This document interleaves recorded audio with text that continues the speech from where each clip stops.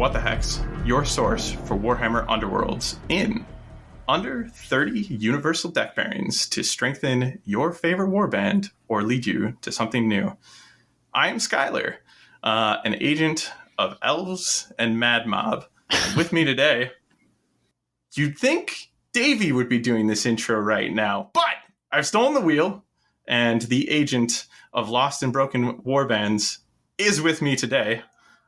Davy, how are you doing? Yeah, it was a total daylight robbery. He rolled that hammer and crit and snatched it away from me. Always rude. I'm doing good. Good morning, day, evening, night, wherever you're listening from. Excellent. Yeah, so we actually start the cast with one of those rolls, and the only reason you haven't heard my voice before now is I just rolled that bad. And with us as well is an agent of chaos, Brian. How are you doing?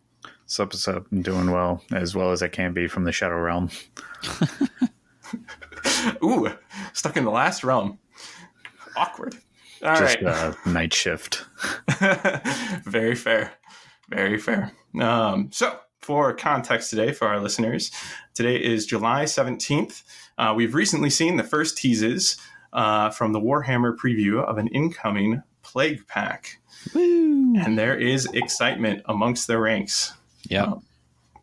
Brian, care to jump in why you are excited in particular there?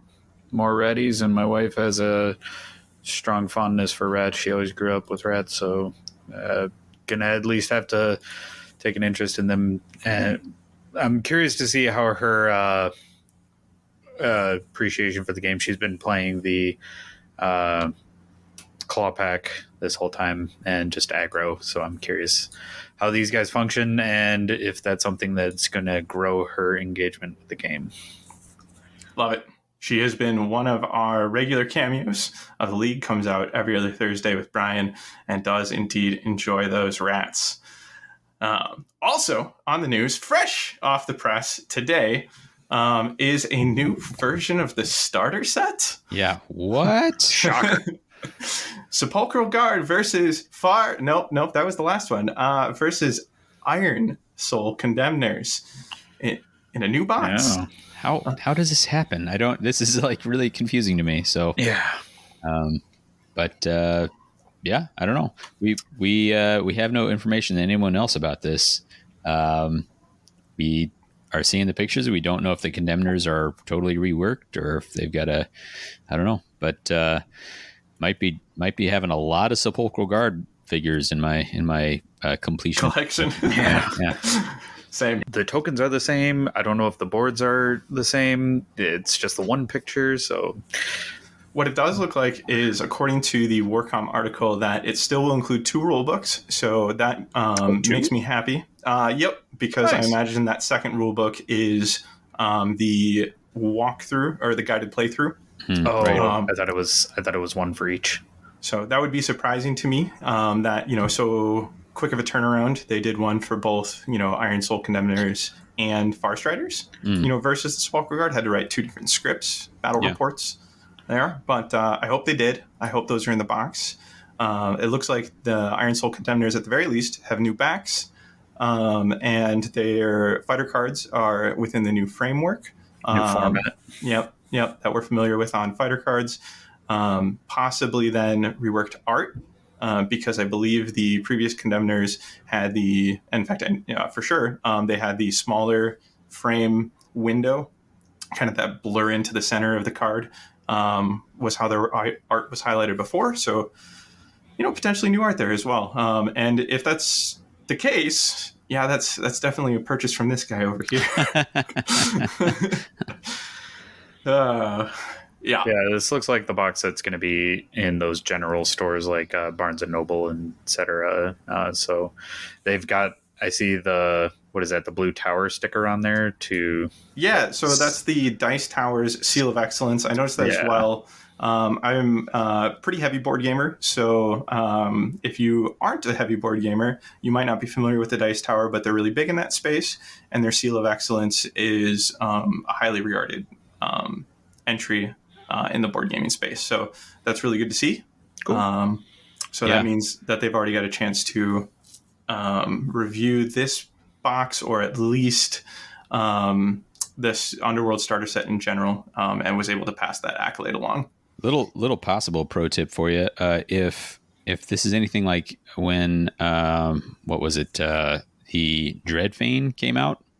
That like had a listed street date, but then it was like available for mail order like a month or more before that street date on on what am I thinking of? Barnes and Noble or whoever's website.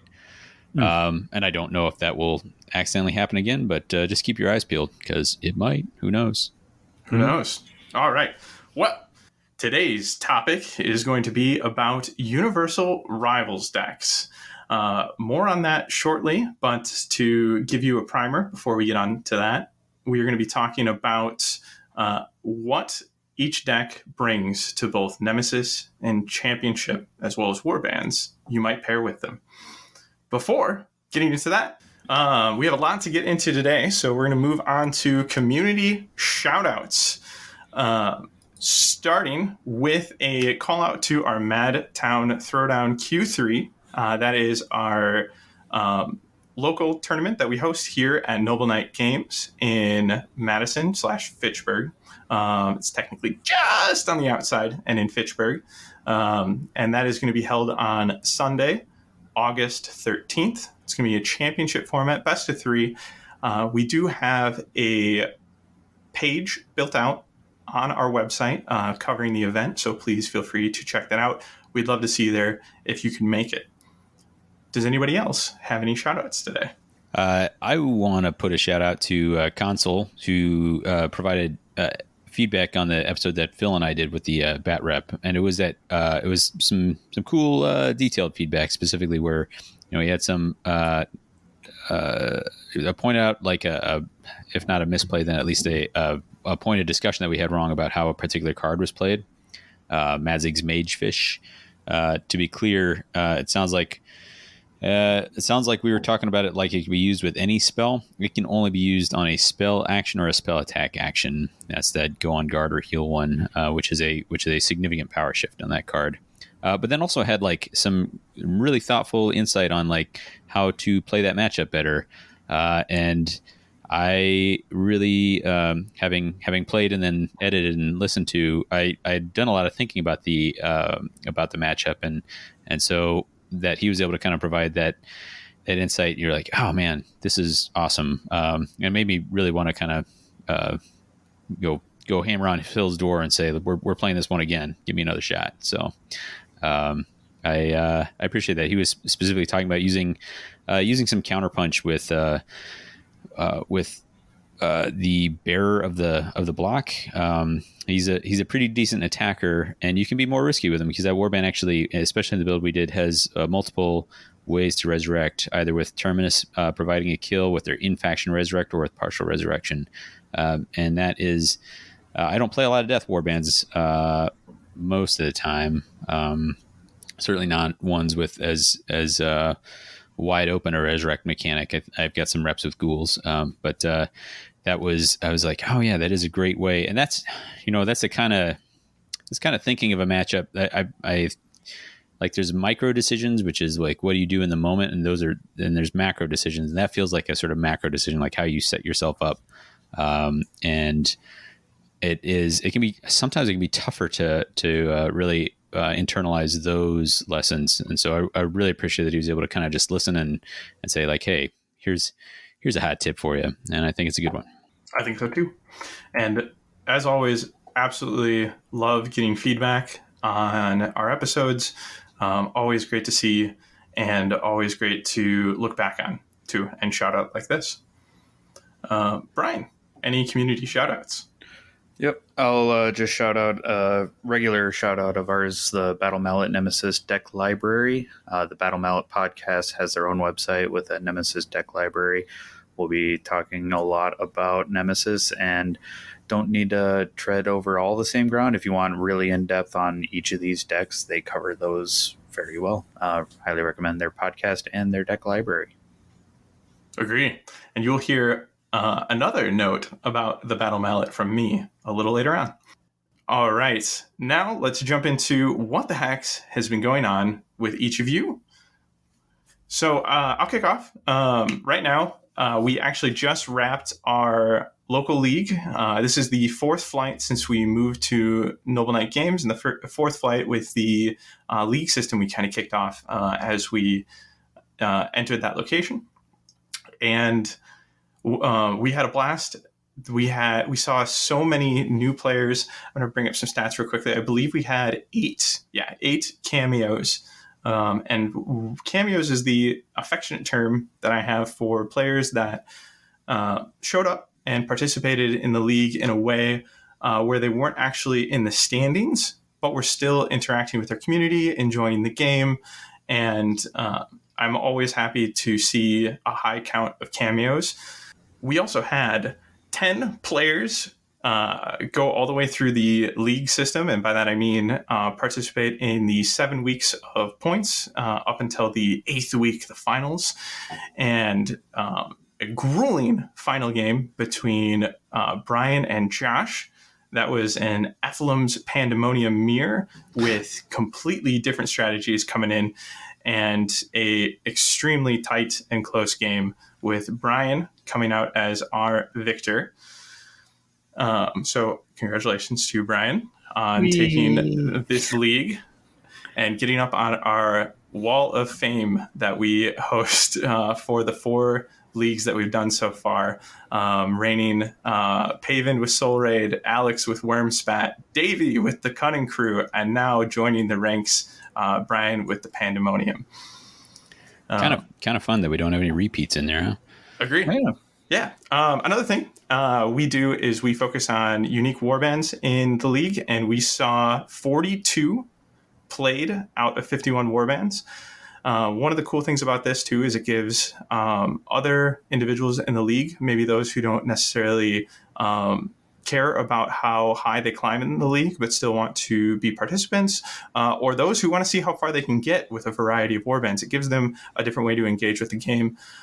So I really love that addition to our league, and I want to shout out the individual that made the most unique warbands played, and that was Ben Harris at 9 unique warbands over 7 weeks. Nice. All right. So, I had to be in there. I'm going to beat you next time, Ben. You were at 8. You and I both, I believe, were actually at 8 unique warbands played there.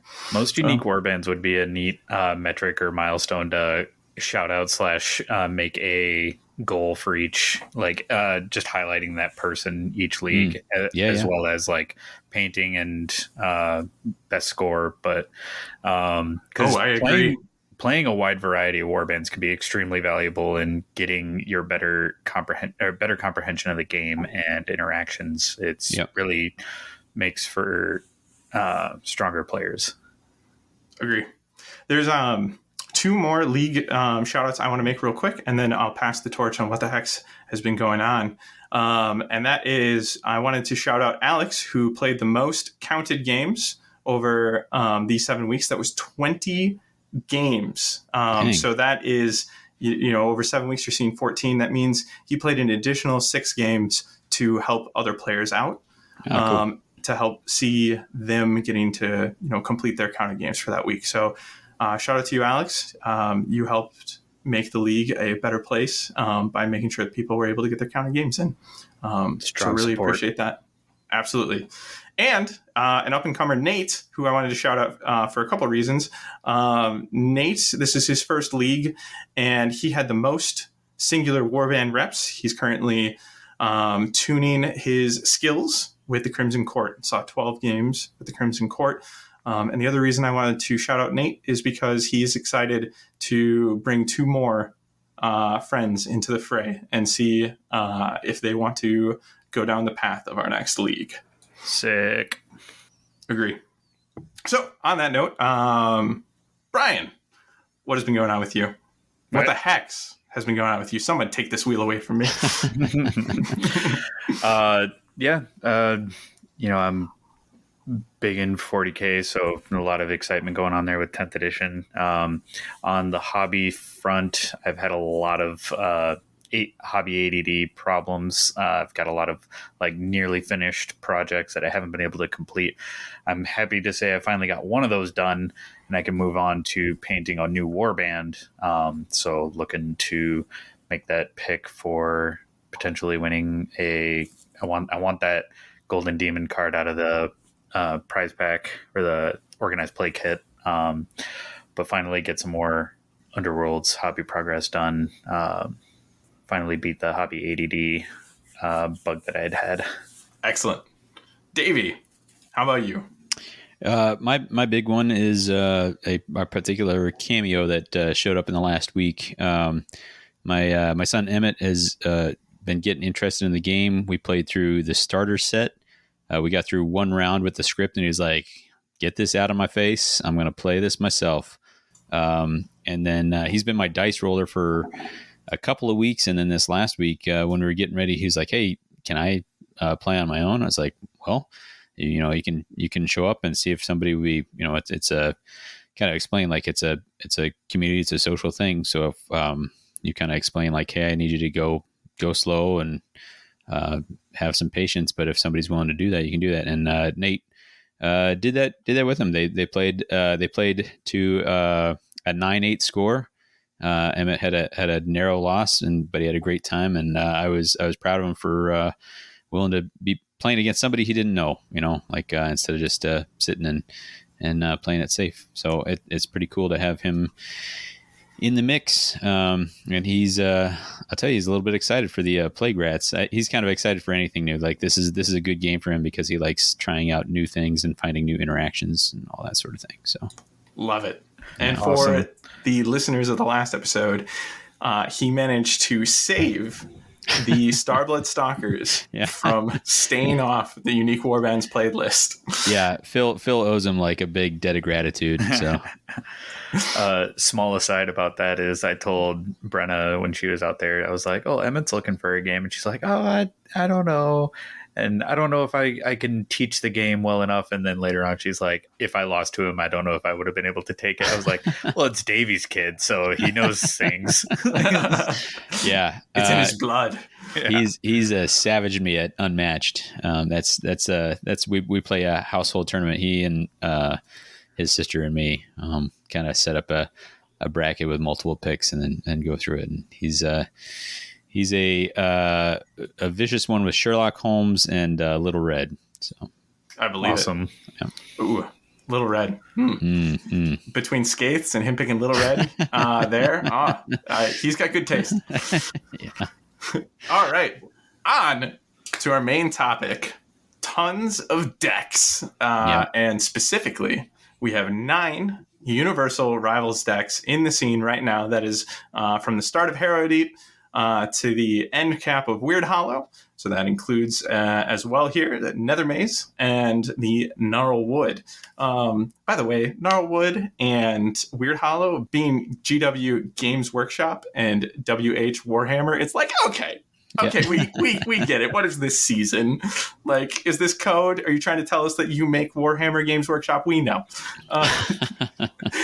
Anyways, my crazy tangents aside, this is what happens when I get the wheel. What we're going to be breaking down today for you is we're going to break down each deck one by one that's available. What we're going to be doing and covering our goals here, our mission statement, is we're going to give you thoughts on why you'd consider a deck when deck building. Essentially what the deck brings to the table in our minds and where that best fits into a game plan. Provide you with some warband pairings as well. And we're going to make sure that that deck building and considerations includes both Nemesis and Champs. So, as you can imagine, that is a lot to cover. So we're going to try to do so at a clip. And as a result, there's going to be a lot of cards flying around. Now, generally, we would take a beat to read through each card description. That isn't going to be something that we're going to be able to do today. If you would like to look up a card, I recommend jumping onto your favorite deck builder. A favorite of mine is Underworld's DB, and following along on any cards that are brought up. Another way to, or like an easy way to do that as we're talking, is Underworld's DB actually features a Rivals decks section. If you go to their website, there's a deck lists tab, and you can hit Rivals decks. The nice thing about this is not only does it list out the different decks that we'll be talking about today, but if you click them, it will bring up a pre-populated 32 card deck build with those, and that doesn't overwrite any deck build you currently have on the workbench. So you can actually have these tabs open while deck building. So definitely recommend that as a resource, both as you're deck building as well as for this episode. Yeah, this is a hack I wish I had used before, because I have definitely made a mess of some deck builds because I'm trying to be a little fancy with my filters. Same though. It took too long to realize that this had evolved as a tab to offer this. So shout out to Mkrat, the Discord user that manages everything Underworld's DB. Continued amazing service to the community. Absolutely. And also shout out, we do have card by card commentary from us on our website if you want. Good plug. And that is the Mortal Realms. It's .com, right? Yeah, it's .com. Yep. We know our website. All right. So to dig into it, we've kind of given, there's 9 decks, 3 of us. If you can follow that breakdown, there are going to be 3 of us kind of taking the lead on 3 different decks. So I'm going to kick off with the first deck, and that is going to be Void Cursed Thralls. So this is one of the newer decks on the block, and it is quite interesting. Yeah, that's fair. It is the newest deck on the block and the last one of the Weird Hollow season. We're only seeing 3 Universal Rivals decks this season instead of the 4 that was kind of set as a precedent from Gnarlwood. Future will kind of showcase if that's going to be the norm. If we're going to see what happens. Right. Yeah. 3 or 4 per season, or if it's going to kind of always be, a fluctuation between those 2 counts. But it is the end cap here, and Void Cursed Thrall, kind of as an overview, is playing the game differently than any other deck before, and it's asking you to do some rather weird with a Y things with your deck. Some of the notes as I was kind of reviewing the Void Cursed going into this is that, imagining where it fits in, it feels like a control piece. The game plan as a whole, you're either playing it, you're bringing pieces from it to bring control to your opponent, or you're playing a patented or patent pending tag row game plan. Yeah, what is that? From the Battle Mallet. So tag row is a term that I am wholesale endorsing from the Battle Mallet, about how you're coming in with an aggro game plan and you're tagging your opponents with the Void Curse to spread it, right? So if you lean into the Void Curse game plan as a whole, and you go for their goal card, Reshaped Realms, which is a 4-point goal card, if you can get all surviving fighters to be Void Cursed, then you're leaning into a tag row game plan. I love that wordplay. And to kind of dive into that, why it's tag row is when you're leaning into Void Curse, you either want to be Void Cursing as many fighters as possible, or eliminating the fighters that aren't Void Cursed. That's going to get you over the goal cards in the deck, and get you the highest scoring potential out of the deck from face value. So taking a step back, when I say control, the reason I called out control play is because when a fighter becomes Void Cursed, you are changing the way that fighter interacts with the game to some degree, most of the time. The exceptions are going to be if you have a fighter that is on 1 guard and also doesn't have an built-in action. If neither of those are true, then you are changing that fighter fundamentally. So, if there is a range 3 attack, you are stripping the fighter of that range 3 attack. So this deck definitely fits within a niche, and I'm very happy it's plot locked. If it was not plot locked and you had the ability to bring this into a championship build without sacrificing access to our other plot locked options, of which there are 3 other options today, then you would have really strong control play for free on the enemy team, as well as access to some movement shenanigans, which we'll talk about. Before I kind of jump into where I think this fits into Nemesis and Champs, is there anything that you two want to add regarding Void Cursed?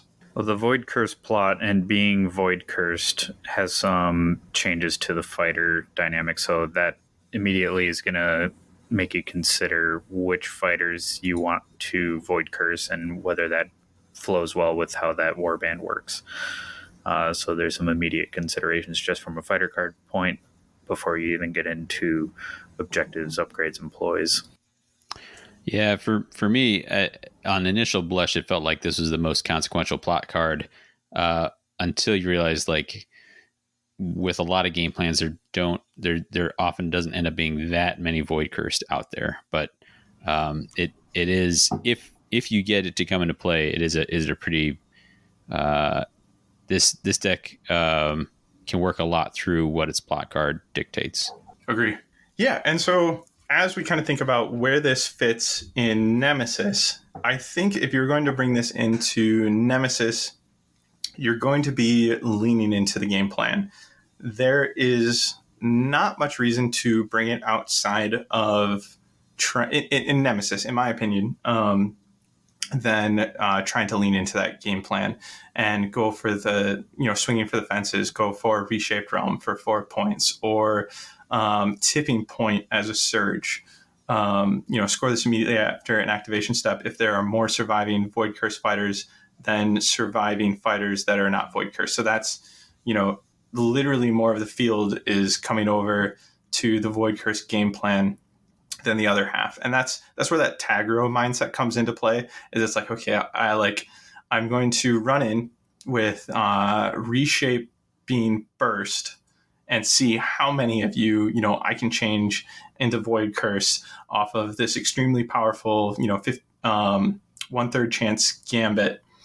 And if, I'm unsuccessful on some targets, then those might be the targets I need to take down.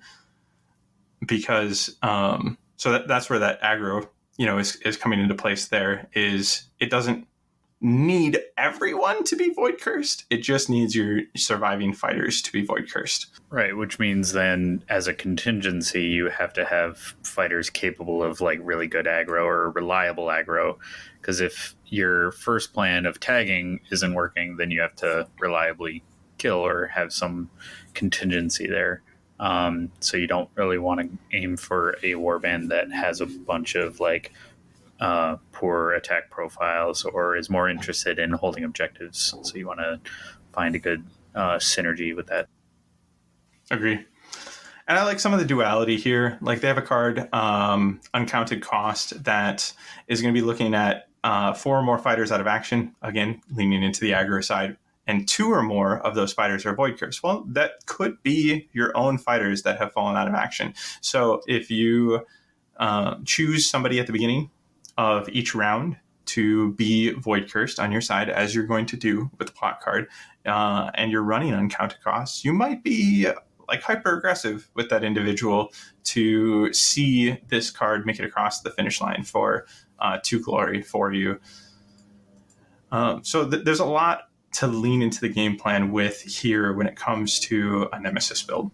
With a Champs build, this is where I think Void Curse Thrall gets even more interesting. And I suppose before I move away from Nemesis, one thing I've kind of thought about with a Nemesis lean or like a game plan lean with Void Curse is this is probably the deck I would caution you the most against using with like a new player. if you're going to be taking this against a new player, because you can really make a complete flip of how they play the game. Like it can be oppressive. So if you're playing, like for example, you decide to take Sepulchral Guard with Void Curse Thralls against Forest Riders. You bought the new starter box, the one before the the Iron Soul Condoners one, and you bought Void Curse Thrall, and you wanted to try that out with Sepulchral Guard, building a scenario, right? Like that's going to feel really bad on the other side, because if you Void Curse any of the Forest Riders, they're going to lose their range 3 attacks. So this is kind of common with control plans in games in general. A control plan is usually not the thing that you kind of want to lean into when bringing somebody new into the game, because you're telling them that they can't play the game in the way that they came to the table expecting to play. And I think that is potentially a shortcoming for the Void Cursed Thralls for some players out there. Like, I think that there are going to be players that absolutely despise going up against a Void Cursed deck. I think there are going to be other players out there who absolutely embrace being on the other side of this deck and find the story that you create over 40 minutes together is worthwhile.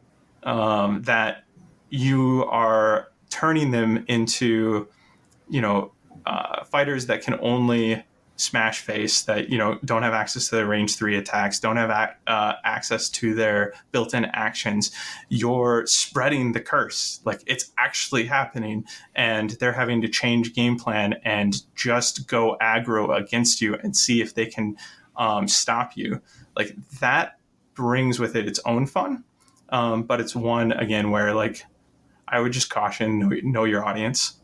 Yeah, so if I can summarize, like new players will be trying to play their own game, and control in a competitive sense is about scoring your own, just like every other deck, but also taking it a step further and denying their scoring. Control, in this case with Void Curse, shutting off their abilities, shutting off unique actions, range 3 attacks. So while that is really strong in competitive play, and why control really has a lot going for it, that can shut off a new player's experience, because the cool unique actions that they were planning to do no longer available to them. And in a competitive scene, the ability to adapt is what really defines a strong and good player. And when you're just learning, you're not prepared to do that sometimes. I would agree. So with champs, you get the choice. If you're bringing Void Curse, like the choice has already been made when you decide to bring Void Curse, that you're leaving Daring Delvers, Fearsome Fortress, and Tooth and Claw on the table. You're not bringing those. That is a really interesting decision. And is it compelling enough, the Void Cursed offerings, to make a case for that? And you know what? I've been trying on my side to make that work. And I think in some cases it can. I've been personally trying with Soul Raid and running into difficulty. And the reason I've been trying is because of a few key cards. So the control pieces that kind of come into play here, and movement pieces, are why you would consider this in champs. And that is like Thrallmaker. If you've got range 3 available to you, then Thrallmaker doesn't actually Void Curse the fighter that you award it to. So you can use this to Void Curse people at a safe range. And that could mean like charging in and tossing a range 3 shot at something like, I apologize. What's the leader of the Exiled Dead? Help me out here. A Diantelos. Ooh, yep. I got there on my own. And all of a sudden, boom, you shut down the Exiled Dead because you brought this control piece, or you were able to get this in on Snark from a safe range. And, if it fails, like, ooh, okay, at least I'm not within, range of his push. shenanigans. And maybe I'll try again a little bit later, but if it sneaks in like that, that puts Snurk offline. So that's kind of one of the reasons why I've been playing with this, is because you can then control the fighters that you do not want to see have online on the other side. But it also brings with it some crazy movement shenanigans with a gambit that will allow a Void Curse fighter on your side to make a free movement.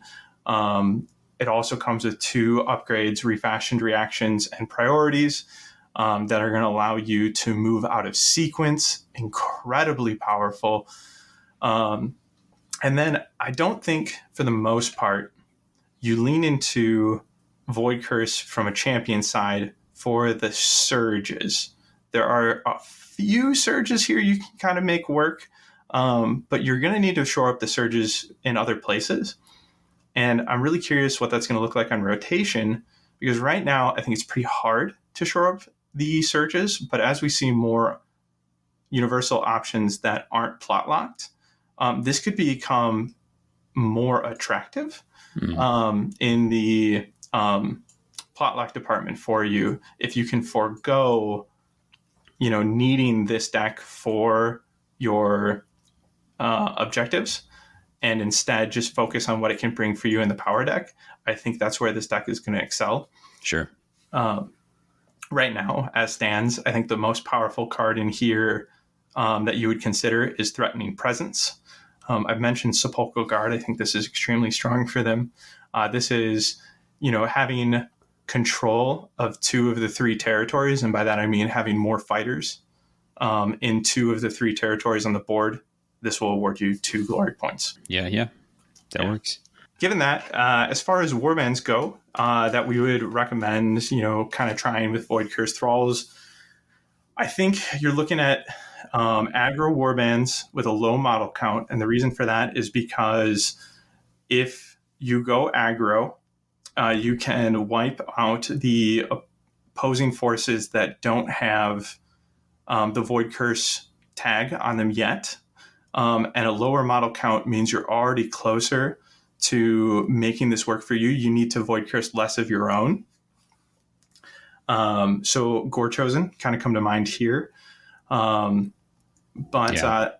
reason I've been talking about the Sepulchral Guard a little bit is if you have any warbands that are already on a single shield, then they don't really suffer too many negatives. So the Sepulchral Guard is indeed, in that camp already, and can really benefit from a lot of the movement shenanigans here to continue to get themselves into position for their natural scoring game. And I think they like not being driven back. I mean, I think the only fighter in that warband that really doesn't want to be Void Cursed is the Warden himself, because he wants to be able to use his resurrection and move mechanics. But you got plenty of people to Void Curse before he takes it. Absolutely. I am so glad you called that out, because I couldn't agree more. Are there any other warbands that the 2 of you think, can pair with Void Curse Thralls? For me, I think, and this is going to be almost like a joke, but Reavers, like Phil and I always like to go back to the Reavers, but they die quickly, and they have that aggro situation. They actually get a defensive buff from this because they only ever start at 1 dodge and never inspire better than that. So that helps them out. So I think they can kind of lean into that game plan a little bit if you have the 4 dead, 2 are Void Cursed, that can lean into their Corn Cares Not game plan. So I kind of like that pairing. Agree. A pairing that I've flirted with is kind of started from an idea of if the Dread Pageant saw the Void Curse more of like a way to get high. And so I was thinking based on what they lose out on, as being Void Cursed, they don't suffer a whole lot. You don't want to Void Curse Glazette because then she goes down to just 1 defensive dice. I think she still remains on guard though, but she's already not getting pushed back. But you have Vasilak and Slake Slash, who are always on one shield, and they have a heal mechanic. They don't really want to be pushed back. I usually want to be on objectives. So they have a good warband deck. I think a lot of quality in there and a deep well of number of cards that they can draw from. So I think that supplements Void Curse Thralls well, or Void Curse Thralls supplements with them well. I don't think it would be very much Tagro. I think I would be more utilizing a lot of the control aspects. But unfortunately, I haven't been able to put my hands on a Void Curse Thrall deck yet, so I haven't been able to field test this theory. Oh, like you physically don't have one yet? No. Ooh, rough. Ooh. All right. Yeah. Well, we'll have to amend that. Yeah. And then I don't know how. I feel like that would be stronger and ideal in Championship, just broadening the pool. But I'm curious to find out. Yeah, I think if you find yourself in Championship going, ooh, I think I can take Void Curse Thralls, then you're in a really good spot, because that means you're not relying on it again for objectives, and you can really lean on what it can bring to you from a power standpoint. So, and with that, I think that's a good summary of Void Curse Thralls. So we have 8 more decks to tackle for you. Yeah. Let's dive into it. All right. So with that, I'm going to pass the ball to Brian. Deck of your choice between... spoilers, he's tackling Tooth and Claw, Seismic Shock, and Deadly Depths. What would you like to kick the conversation off with? Jumping to the other end of the spectrum from Void Curse Thralls, we're going to tackle a deck that needs a lot less discussion, but also like some caveats. This is a Rivals deck from a bygone era, where they were still feeling out the Rivals deck concept, and also we were back in Olgu, where we started with 2 feature tokens that we no longer have anymore by default. So every game you would have the 5 objective feature tokens flipped over to have a cover side facing us. And then you also had 2 other feature tokens that were just cover hex on both sides, both facings. So Deadly Depths comes from Olgu and relies a lot on cover. Nowadays, we don't have those 2 extra feature tokens, and all of the objectives start face up. So no cover starts unless you're bringing a different Rivals deck that brings its own feature token in, or you have some champ support to build your own feature tokens. So a lot of what's in here is not currently meta relevant, but a lot of Deadly Depths relies on feature tokens being on cover hexes and the like. So it is not plot locked. Despite all those caveats, it might as well be plot locked. But it is. It's still got some gems. I specifically want to call out a gem of Lurking Horror, which, if you're playing Nemesis, is still viable. But if you're in Champs, it is not. It has actually been forsaken because it was very strong. So, strong thing to note there. If you're picking a warband with this, obviously they're going to want to already be interested in feature tokens, and especially so cover hexes. So warbands that jump to mind, it would be Shadeborn.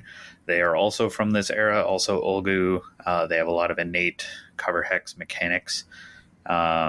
So they pair well enough, or as best as you can, with this deck.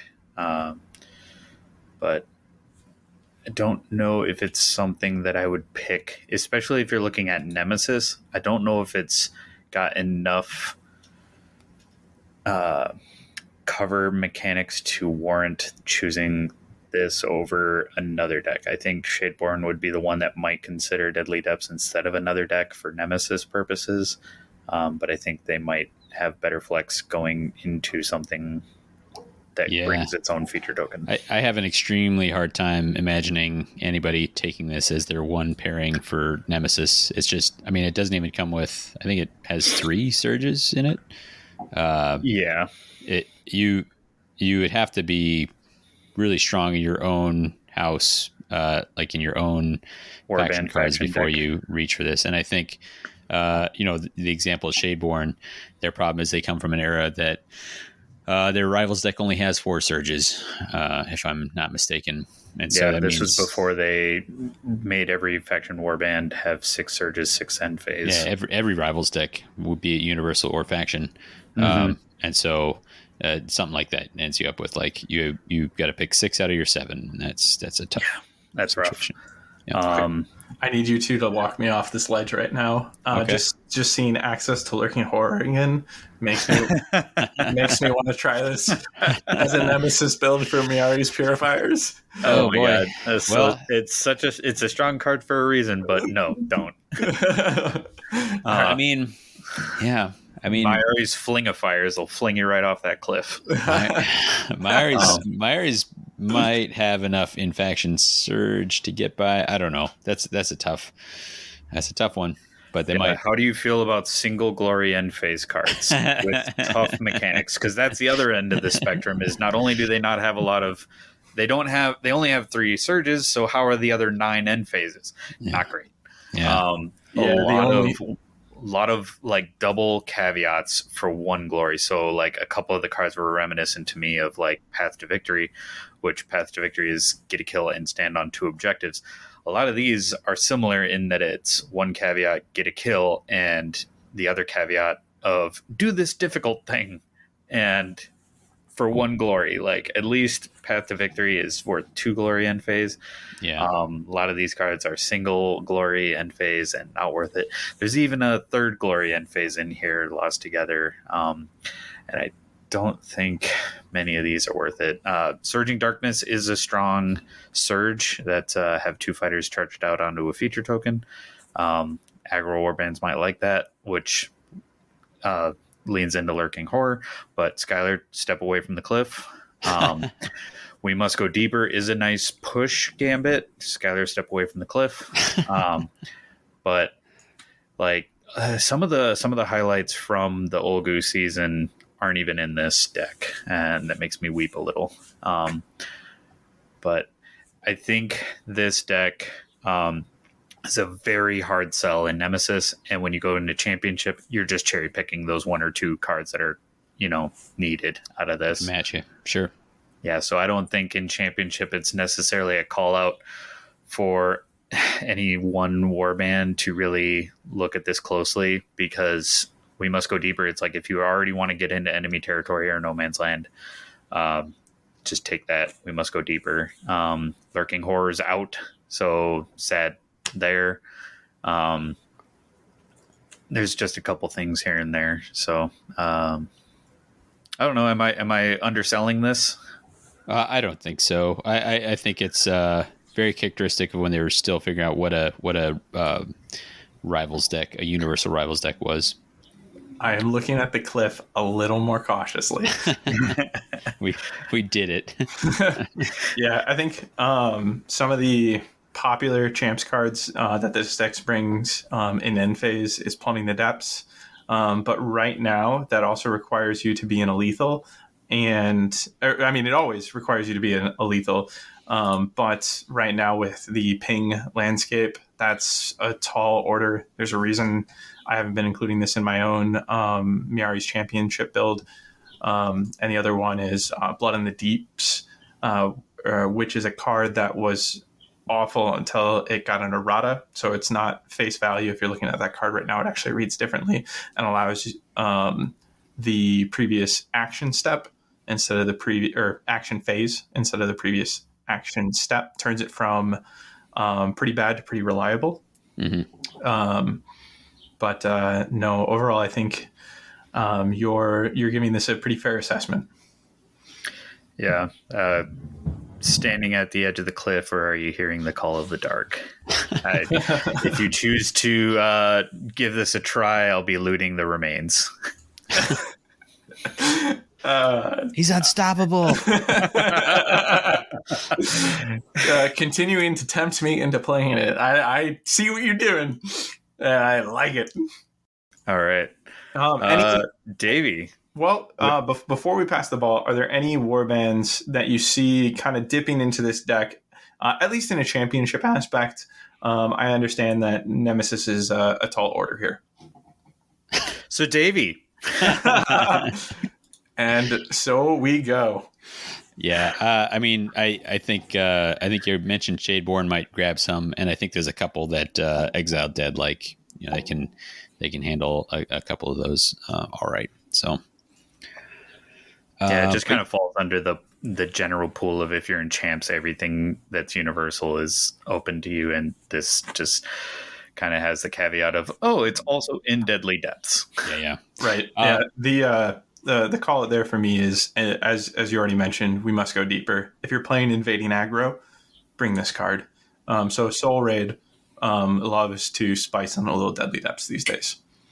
It's also got some conditions to it that I've had it brick for me, and so it's like, if you're already well into your game plan, it might not be worth it. So yeah, but if you're in enemy territory, it can't brick. If you're in enemy territory, it's a free push of 2.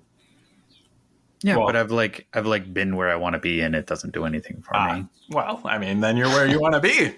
Well, you're just a master of positioning, Brian. Sounds like a first world problem. So, but yeah, I think we're plumbing the depths here. Let's move on, Davy. Yeah, I'm going to keep it in that realm.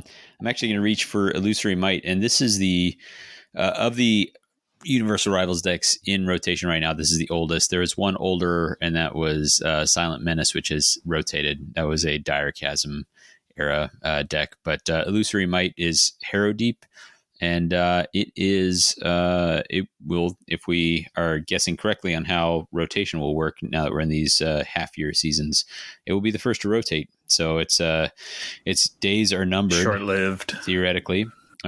But this is a deck that really leans into illusions, as you might have guessed, and a lot of those illusions are attack actions. So you're going to reach for this deck if you are looking for an early boost to your attack power.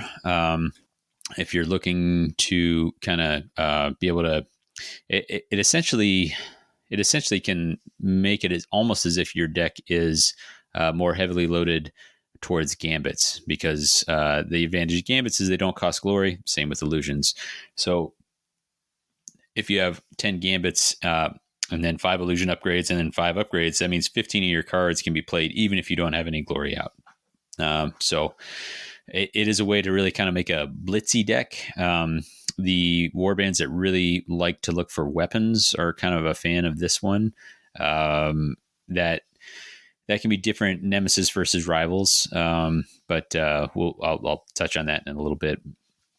It does not totally work as a standalone deck, not in the way that later in the Weird Hollow and Gnarlwood seasons did. I feel like it had a cohesive theme, but not a cohesive mission.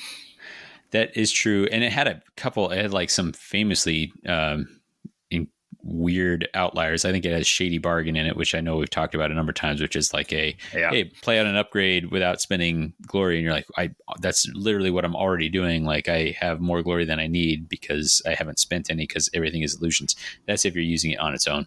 Yeah, ever since the change to the Buccaneers, I fail to find a reason to bring this card. Yeah. I think I included it in the Trash Fire tournament. Well done. I think I used it once, and the other times I just drew it too late for it to really matter. So, but yeah, so those are the things that you would take it for. It has Horrors in the Dark, which was a really strong Ulgu season card with fewer feature tokens out and about. It has lost a lot of its currency as a surge, but it's there. There's a couple reliable one glories in there. I am thinking about, I want to say Trace the Ley Lines, I think, is in here. Personal favorite. Yeah, I think certain warbands really like that, just as a very reliable one glory if you're going for that sort of thing. And then there's some cards that if you are building, so we'll touch on things here. But so I would say if Nemesis, you got to be careful because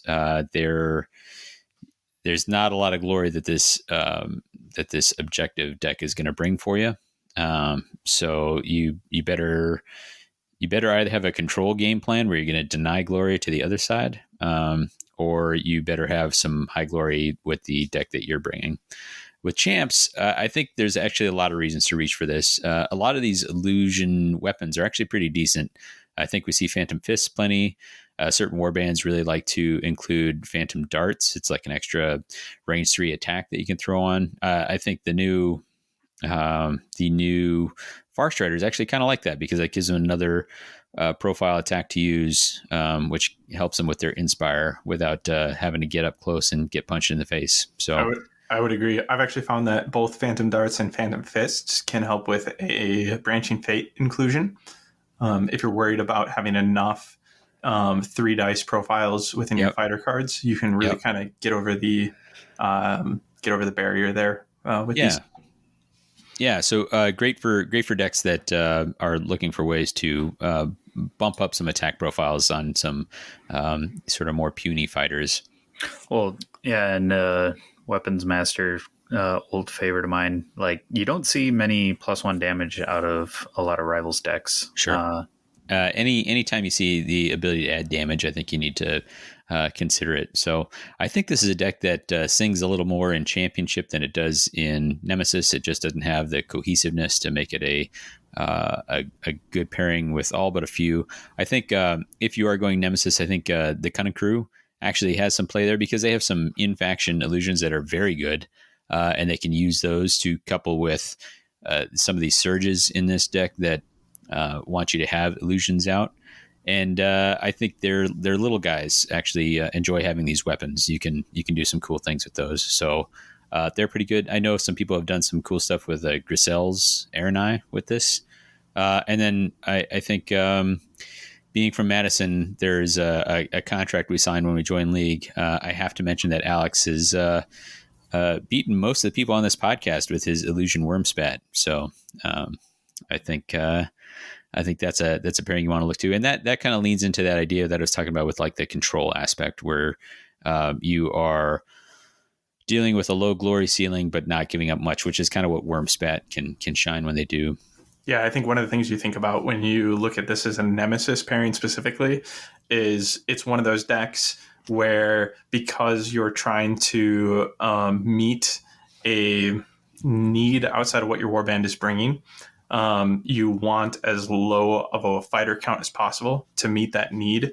To that end, I've seen, I believe the user is Craig on the Vassal Discord, do this with Aripa's pairing. Yep, totally. To great success. Yeah, and that really comes in where especially Mean Eye doesn't have an amazing attack other than the wolf underneath him. So you can bump up your attack profiles on any of the 3, but especially Mean Eye and to a lesser extent Stab It with using those. Some of the cards that you're going to reach for with this deck, any of the weapons, we already talked about those quite a bit. Shadow Mover is actually a pretty powerful move boost. And then Ephemeral Fortitude is a card which can get one of your little fighters extra endurance early on. And that's kind of a big deal, again, with the Cunning Crew. Get one of those little guys who are so crucial to the game plan. Make sure they don't just die to a lucky hit. Bump them up to 4 wounds. Keep them in the mix for long enough to get things going. So I think that's what Illusory Might holds. Enjoy it while it lasts, because it's not much longer for this world, I think. And to that point, I actually have a special mention here. If you are listening to this episode and you would like to dabble in Illusory Might and you're in the United States, please drop us a line, contact us via email or on Discord. I have 1 copy of Illusory Might spare right now that I would like to send your way. Wow. All right. Cool. That's that community building that Skyler does so well. Skyler, build us some more episode, though. What do you got for another deck to talk about? All right. My next deck on the hot plate here is Daring Delvers. So jumping into Daring Delvers, I believe this to be one of the most flexible offerings that we have right now from a universal rival standpoint and a plot lock standpoint. There are a lot of reasons to subscribe to this deck, but I'm going to kind of try to keep it light here. So the thing it infamously brings is not its exploration mechanics, but instead, its ping package. In fact, there's a game to be had, a head game, to sit down and say, hey, I'm playing Daring Delvers. And for your opponent to think to themselves, is this because of the ping package, or are they actually about to explore a little bit? I used to have that conundrum. It's been a long time since I've actually trusted any possibility they might be exploring, especially in champs, right? In champs, that goes away immediately. It's like, yeah, they're mainly here for the ping package. I know what's up. And that package is very simply 3 cards. It's Son of Demise, which is a surge that awards you 2 glory for a kill that was accomplished with ping or a lethal, which ends up essentially being a 3 glory surge, unless you killed something like the first dog in the Hexbane crew with it, which is a way to really capitalize off of that matchup. Yeah, still worth it. Yeah, absolutely. Or against the Soul Raid, which was actually something I believe I was able to accomplish in my Miri's Pingifiers. Does it work against Soul Raid? Because he's not actually taken out of action, right? You might be right there. I know. In fact, I believe you are. Okay. Holistically. So it helps with the Hexbane matchup. Yeah. But to support Sudden Demise, kind of as the inclusion in the deck itself, when you're looking at Nemesis, they also included Quick Roots and Flame Wisps as 2 extremely strong ping options within the deck itself. So it's not entirely out of the picture to include bringing this into a Nemesis build for the ping package itself. But when you're considering one of your 4, current plot locked options in Championship, that's a strong package. Outside of that package, we have just the invasion aspect of the deck. This is a main theme of the deck. This is where this is literally what its plot card is built around, is exploration, right? Gaining 1 if you're on feature tokens, gaining another if you're in, or sorry, I apologize. It has to be in enemy territory to begin with. So 1 if you're in enemy territory or no one's territory, so outside of your own, and an additional 1 if you're hanging out on an objective in that condition. So with that, we have some 2 glory surge option, or not surge, but end phase options available to you. So exploration is something you can lean into here, and something to definitely consider when you're looking at a Nemesis build. But again, with how flexible this is, it doesn't necessarily have to be the whole picture. And I think that's where this deck really sets itself apart from the others, is it has the flexibility to lean into aspects within itself without subscribing to the whole picture, to the whole game plan. So another key card in there is Stealthy Advance. If you can just get on to some sort of feature or hazard, now that we have the hazard keyword, outside of your territory and make an attack from it, that's going to score you a Surge Glory. That's really strong. And kind of continuing on with flexibility this deck offers, you have Brave the Root Maze, which is flexibly being on 3 of either a feature or a hazard that does not include a snare, as well as Sleepless Sentries, which is really just this positioning tech. Are each of your fighters within 2 of enemy fighters? I think it's is every enemy fighter, are they close to within 2 of one of your fighters? I must have had the previous version of this in my head. Yeah. We had a card that was essentially the opposite of this in Dire Chasm that was really popular. Name escapes me at the moment, but Sleepless Sentries was really strong for positional tech. And then something that I've really enjoyed as a tool within itself, or within the deck, is Zone of Control. And I kind of want to talk about Zone of Control a little bit, because not only is it a domain, which is pretty big. I think when you're building a deck these days, especially for Championship, you want to consider a little bit of domain presence in your deck, not only for your own game plan, but for countering any domains brought by your opposing player. including Drifting Tides. Drifting Tides is huge in the meta right now. And if you're playing a best of 3 or something like that, and you've ironed out that they have Drifting Tides, or you suspect that they might have it in that first game, you can kind of hold Zone of Control to help you counter Drifting Tides, because they have to reveal it earlier than the final end phase, or final power step. Thank you. So I think kind of as an overview for Daring Delvers, that kind of covers it. It's so flexible that it's really hard to kind of distinguish where it helps you in Nemesis versus in Championship. I think if you can lean into an invading aggro game plan, it is an incredibly strong consideration for Nemesis. In fact, I believe the strongest pairing for Mad Mop these days, and I will die on this hill, is Fearsome Fortress. All right. However, I did pair against Aman in the Adepticon of 2023, and we both played Mad Mob. We were the only Mad Mobs at the tournament, and he played Daring Delvers there, and kind of showcased why this has legs. Being able to use the 2 in-house ping tools to set up an unexpected kill and gain primacy there was really strong for him. He didn't bring Son of Demise, and I thought that was such a clever call. And he kind of leaned into a couple of the exploration objectives to kind of get him over his objective hump, and lean into an aggro game plan there. But that is to say, like, if you're doing invading aggro, you don't even need to bring Sudden Demise for this deck to work for you. So you could be looking at Soul Raid in a Nemesis setting. I think that's really strong because of Sleepless Sentries being a 2 Glory Surge available to you. Mad Mop is mentioned. In Champs, I really think the sky's the limits here. If you have any inclination for a ping build, it just slots right in. You don't even have to leave your territory. That's actually where I live locally. Before Weird Hollow came out, I came out with the Miari's Pingifiers.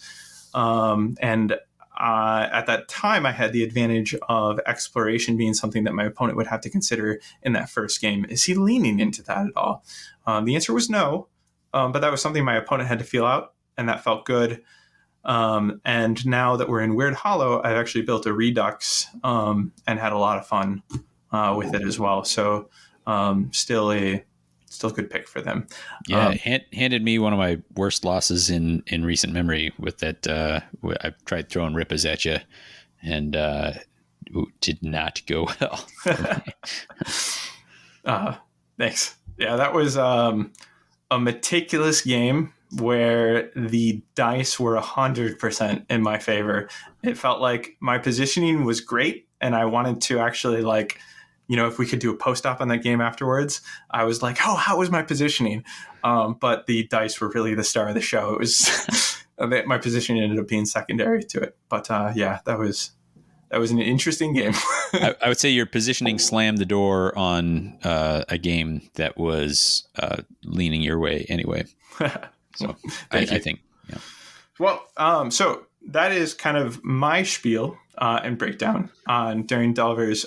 Is there any other considerations you two want to bring forward regarding Daring Delvers? Nemesis, Champs, Warbands, all open. Well, so I think with this deck, we talk a lot about the Sudden Demise piece of it, and then there's some strong other aspects. Exploration tends to get overlooked.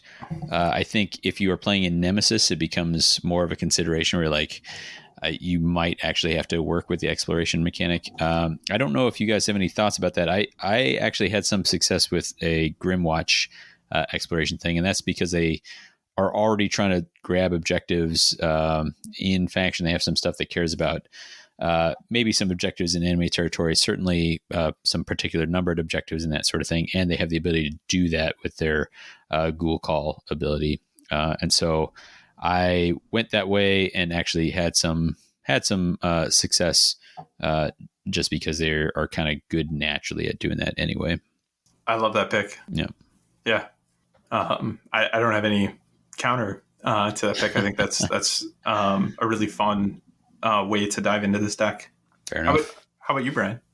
Hot take, I find this deck profoundly uninspiring. I think it's the ping pack and the draw of plundered knowledge.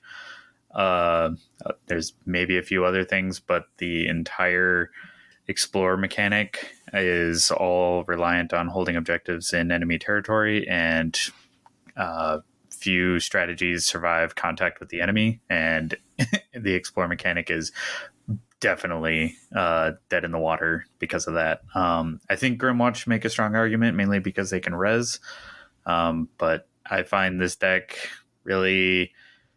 I was disappointed.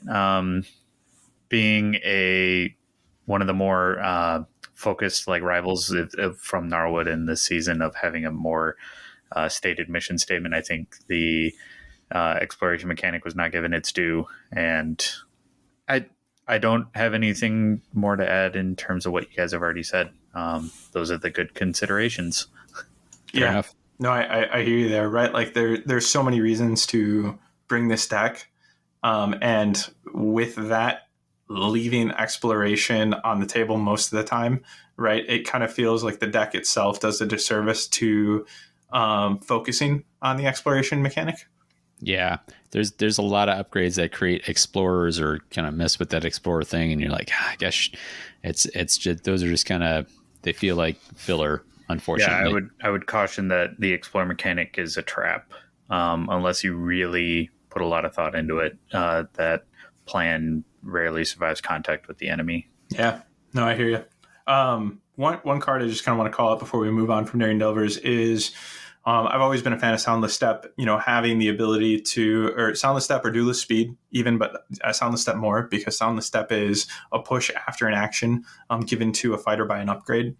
And they kind of have a quasi one in here that you can, it's a scatter 2. So it's like take your action and then scatter 2, but it's up to, and the way the rules are established now through FAQ, you can choose 0 for that up to. So it's kind of like, either I can use this as a, quasi Soundless Step, or even like really reach for that second spot and get really lucky.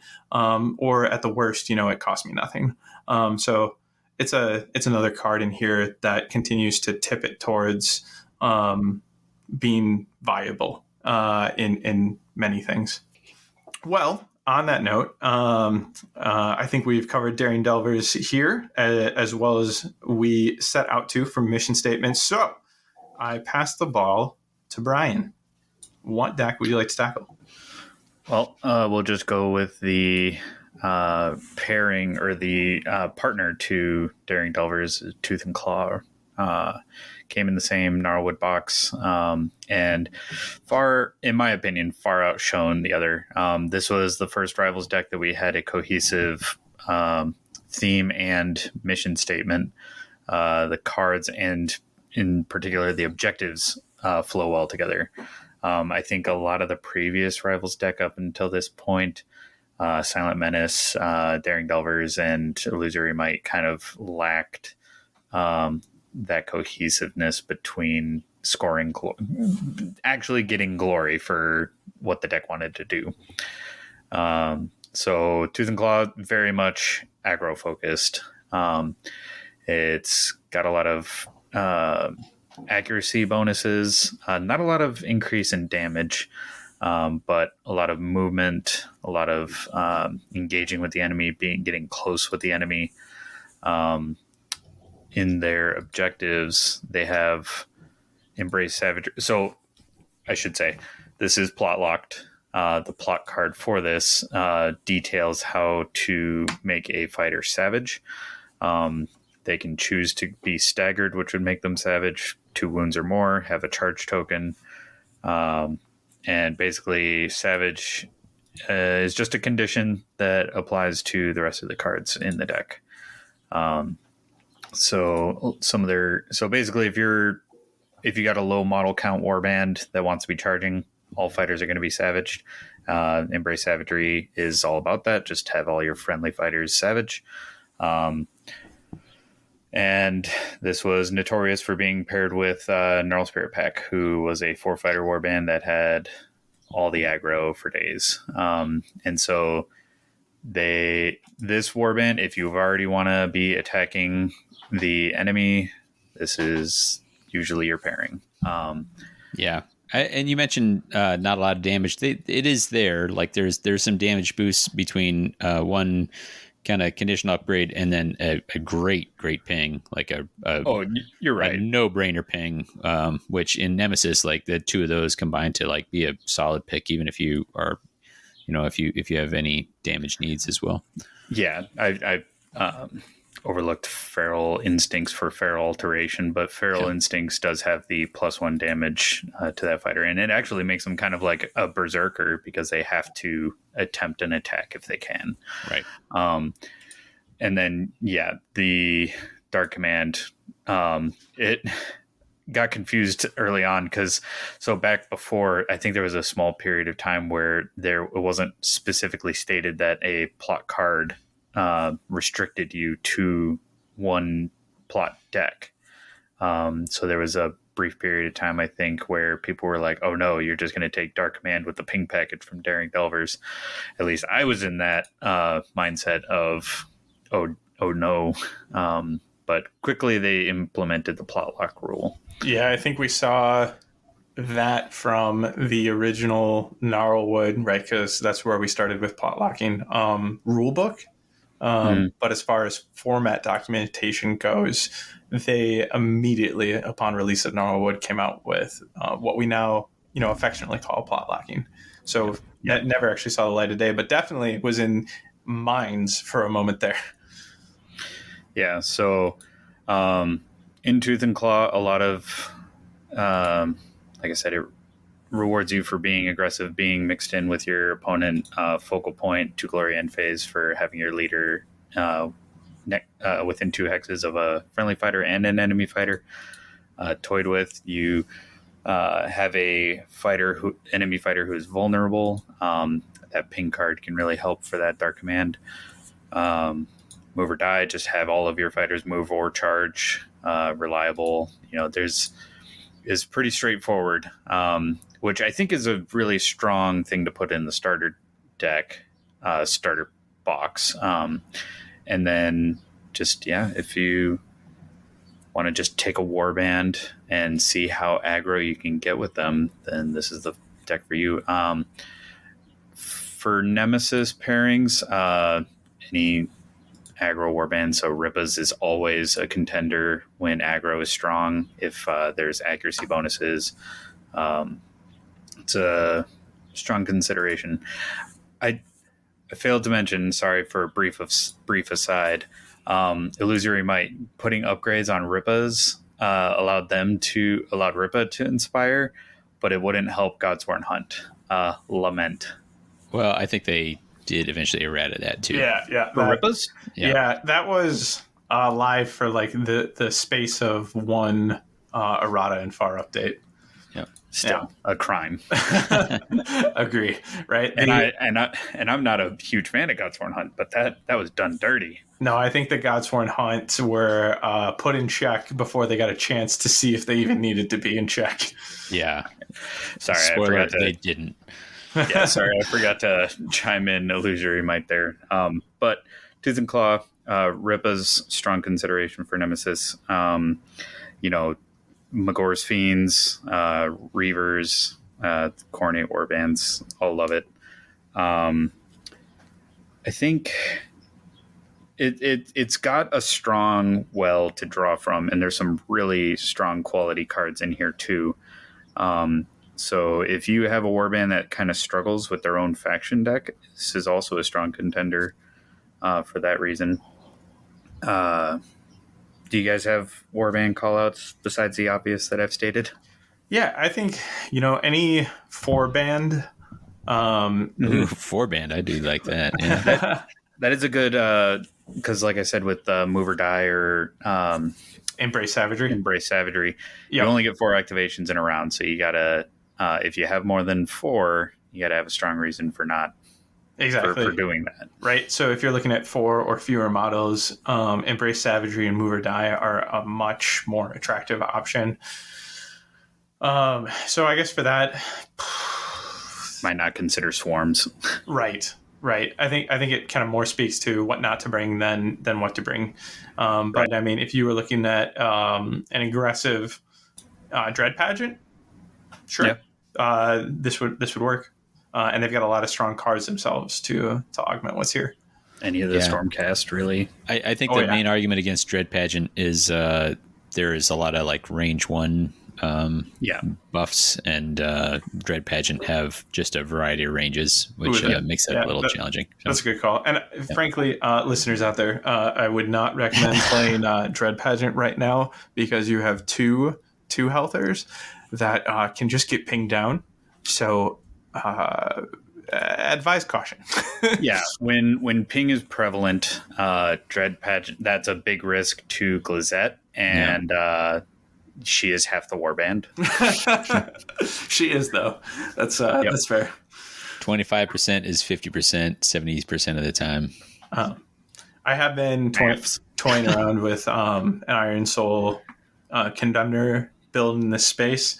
Oh, yeah. And now that the secret sauce is out with Iron Souls being present in the starter set, so has Sleek's Bowl. Sorry to potentially spoil what you're working on over there, but GW saw us coming. What can I say? You gotta think, if they touch or modify that knockback card that they have, Alex is going to be upset. He's always been upset about the Condemners because he doesn't like Order. And he's like, man, do I really have to dip into Order to play knockback? Oh, boy. Yeah. But I digress. So with Tooth and Claw going up to Championship, this being plot locked helps to restrict this from just being a wellspring of aggro upgrades and aggro modifiers to a existing game plan. You do have to forego some other game plans and other card options. So there's a high opportunity cost here. Yeah. So a lot of warbands don't get to supplement with a powerful aggro, and so this kind of becomes even more niche in Championship, which I think is good. So again, you kind of see the same call outs for, you go from any 4 or less fighter warband being an option in Nemesis to, I think in Championship, you have a lot more of those warbands considering other options and not taking this because of the missed opportunities. And I think this deck also got hit pretty heavily with restrictions, which limits some of its appeal in Championship. Very true. Agree. I'm looking, they got 2 in the Gambits and 1 in the upgrades for their restricteds. The most hit from a far list standpoint to date. Yeah. Really curious going forward what we're going to see when we're looking at deck options that aren't plot locked, because that kind of brings with it its own restriction, which I think is really clever when it comes to balancing a Championship format. So when you look at a deck that isn't plot locked, how many of those cards today, are going to end up on our far? I don't know the answer, but curious. Right. Mm-hmm.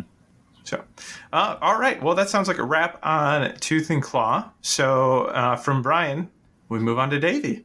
What you got? Yeah, I'm going to keep it plot locked here. I'm going to go with Fearsome Fortress. Skyler and I kind of had to fight each other over who was going to get to talk about this one, because we both dipped into this quite a bit, I think.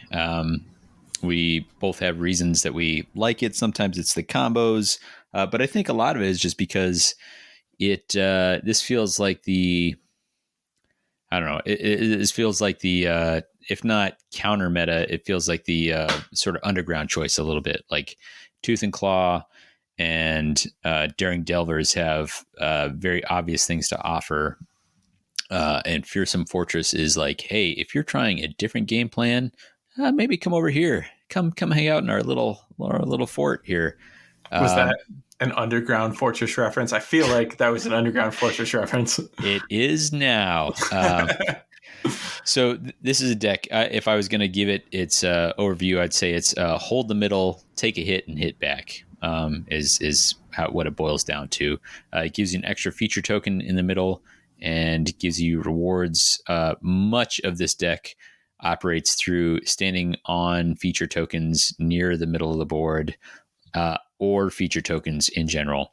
And so that's going to kind of inform the choices of like why you're going to lean into this deck. It has a little bit of stagger tech in there, with opportunistic reprisal being an out of sequence attack, which triggers off of somebody who is staggered.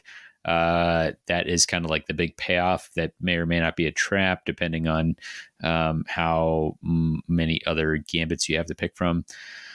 And then the big shortfall with this deck is that it has just one ping. It's pretty mediocre, and then damage buffs are non-existent, other than one weapon that's 2 damage with Grievous on 2 smash, which can help when some of your little guys, but it can. I frequently found myself pretty damage limited playing this deck. However, you are reaching for this deck if you like cards that will give you that if you can trigger some of these cards that are basically surges without dice being rolled. And so the ones that I kind of highlighted was Earthworks, which is go on guard in that neutral zone or close to.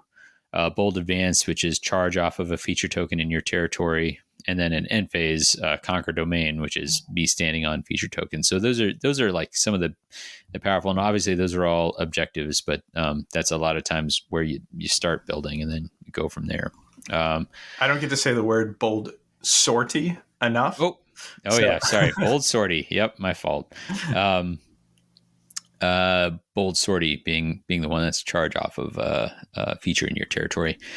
And for me, like getting those silky smooth, no dice rolled surges or big payoff end phases that can happen in any end phase, those are real reasons to reach for the deck. And those are the warbands that want those or can work with those are the ones that I reach for with this. And so that's warbands that have ways to go on guard.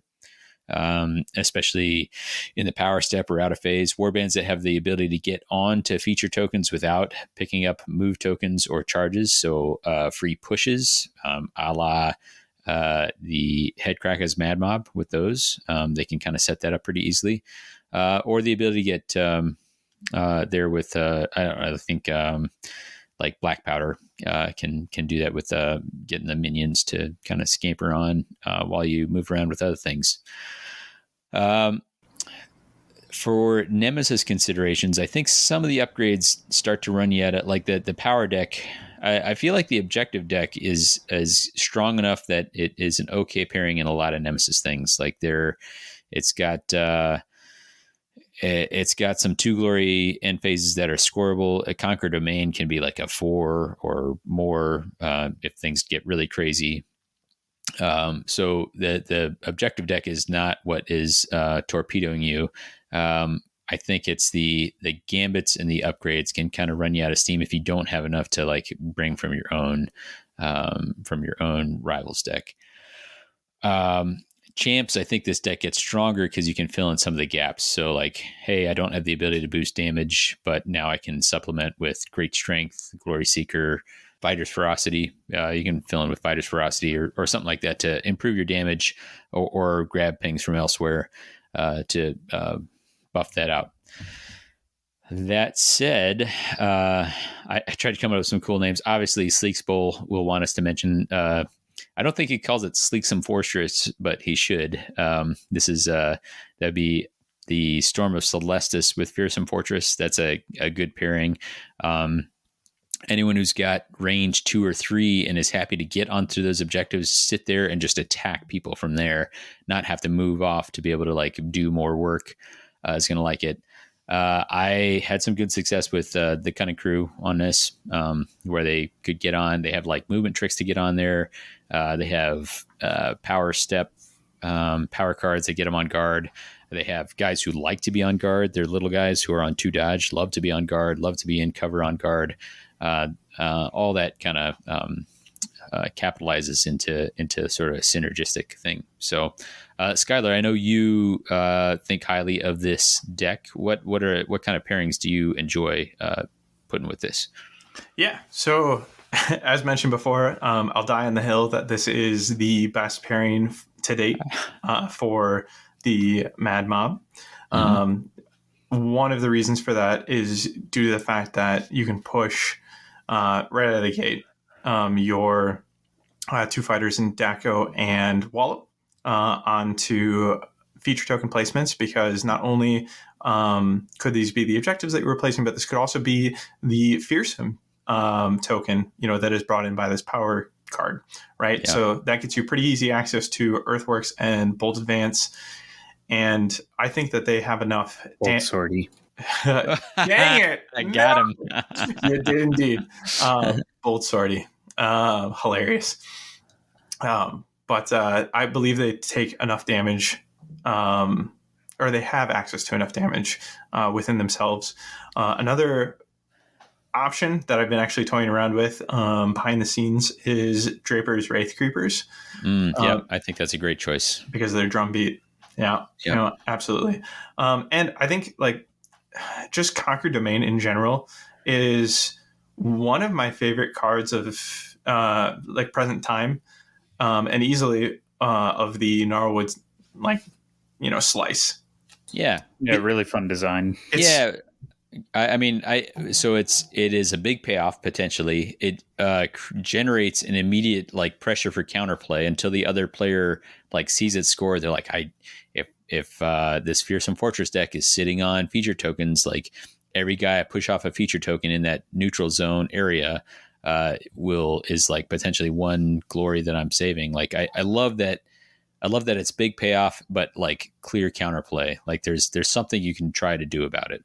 Agree. And within the deck too, you've got Walking Wall, which can help you score additional points off of Conquer Domain, but then plays with other cards in the deck, and notably combos with, and I think we've called this out on the podcast before. I'm sure we have the Push 4, and the name escapes me at the moment, but redeploy. Thank you. Where you have to start on a token in your territory and end on a token, right? As long as you're a fighter with Walking Wall is in your territory when you start that, you're golden. It satisfies both sides of that push. So a combo within the deck that allows you access to a Push 4 is just nuts. Yeah. It's kind of reminiscent of what is it, Darkening Stone and Call of the Dark? Yeah, Cover of Darkness. Yeah, which they eventually errated to not work like that, but they've not done the same for this. Right. Yeah. Right. And this feels a little different. And it's interesting. They've included quite a few of these upgrades that make you act as though you're on a feature token. So I think the reason we haven't actually seen that update, an FAQ stopping that combo, is because this is plot locked. Right. So in Championship, totally. You're not seeing abuse from being having access to that combo among other cards, as well as then in Nemesis, it's kind of a bonus for you if you can get there. But also Darkening Stone, you were in a cover hex. It innately meant that your defense was increased. Walking Wall just says that this essentially is a combo feeder. Yeah. I think that kind of wraps up my thoughts on Fearsome Fortress. One more time around, has anybody got anyone else they want to pair or cards they want to highlight?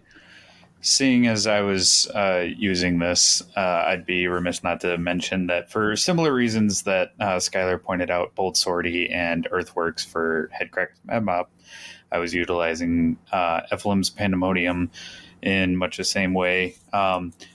Ephelim's plot and changing mechanic allowed me to put I would have a fighter already on a feature token in Fortress Land, and by the virtue of the changing sequence, if I could put one of those fighters on guard and I had Earthworks in hand, it scored even before the round really truly began.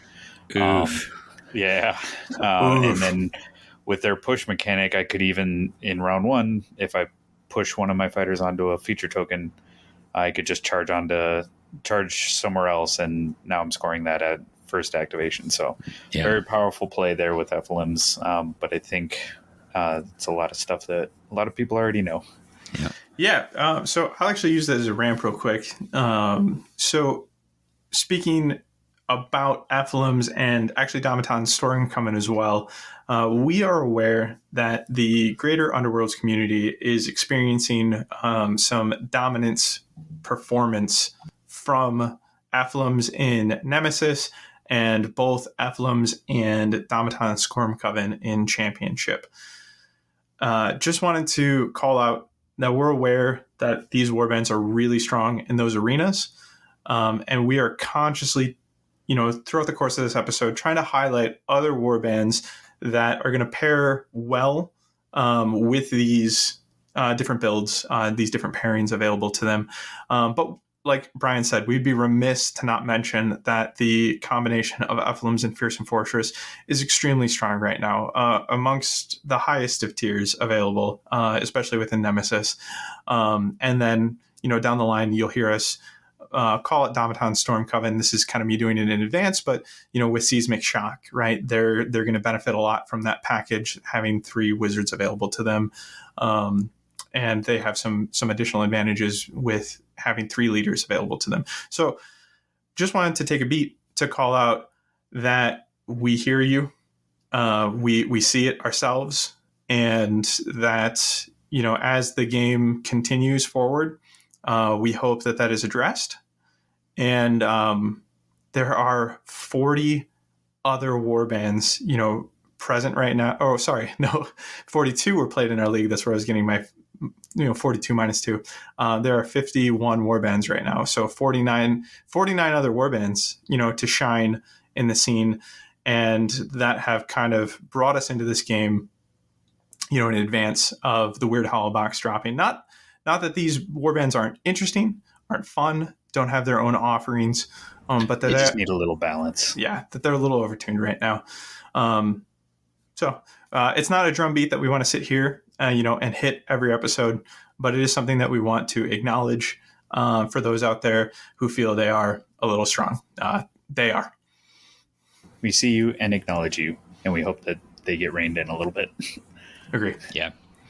So, but I think that wraps Fearsome Fortress, and I think that brings us back to you, Skyler. What do you have left? What's your last one? All right, my last deck to cover is Beastbound Assault. So, get ready to hear the words. Beast, companion, minion, and or has 1 or more denizen upgrades. A lot.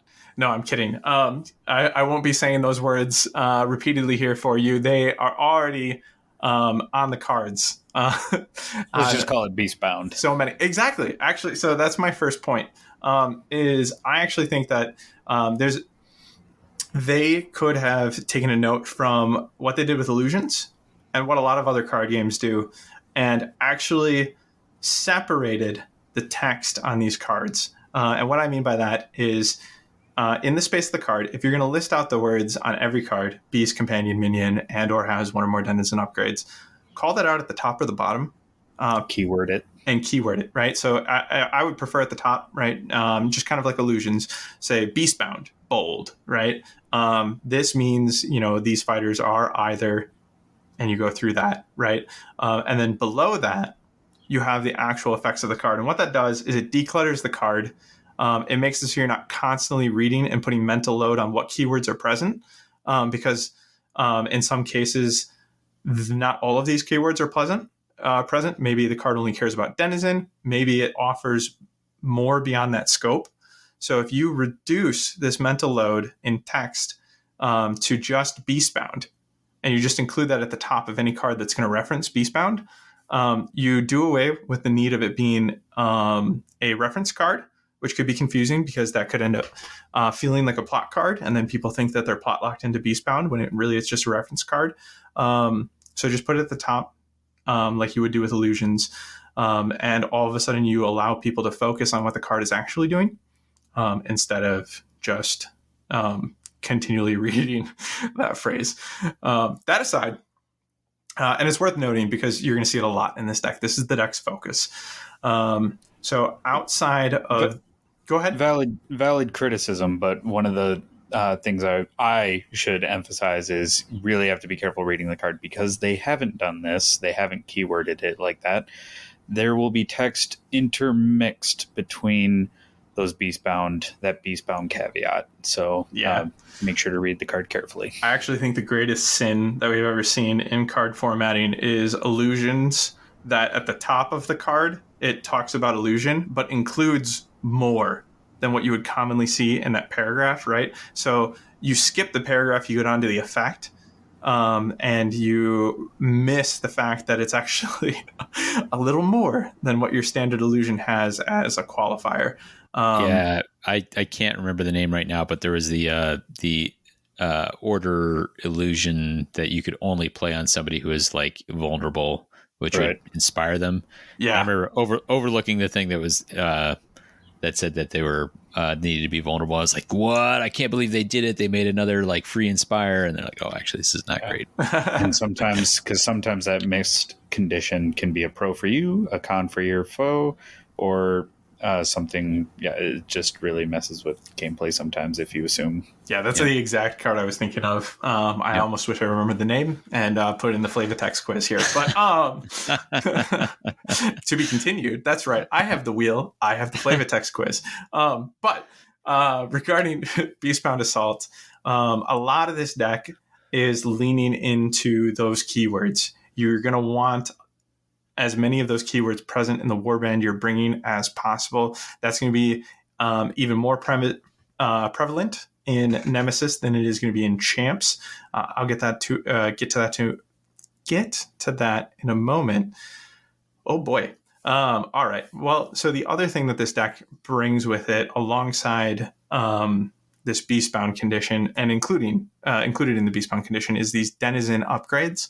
There are some that predate this deck that exist within Championship, which are things we kind of called out when we were originally going over this deck. But if you're going the Denizen route, you want as few fighters outside of the keyworded game plan as possible, so that you don't have to worry about spreading the Denizen game plan to a large amount of fighters within yourself. Anytime you can reduce that load, you strengthen the game plan.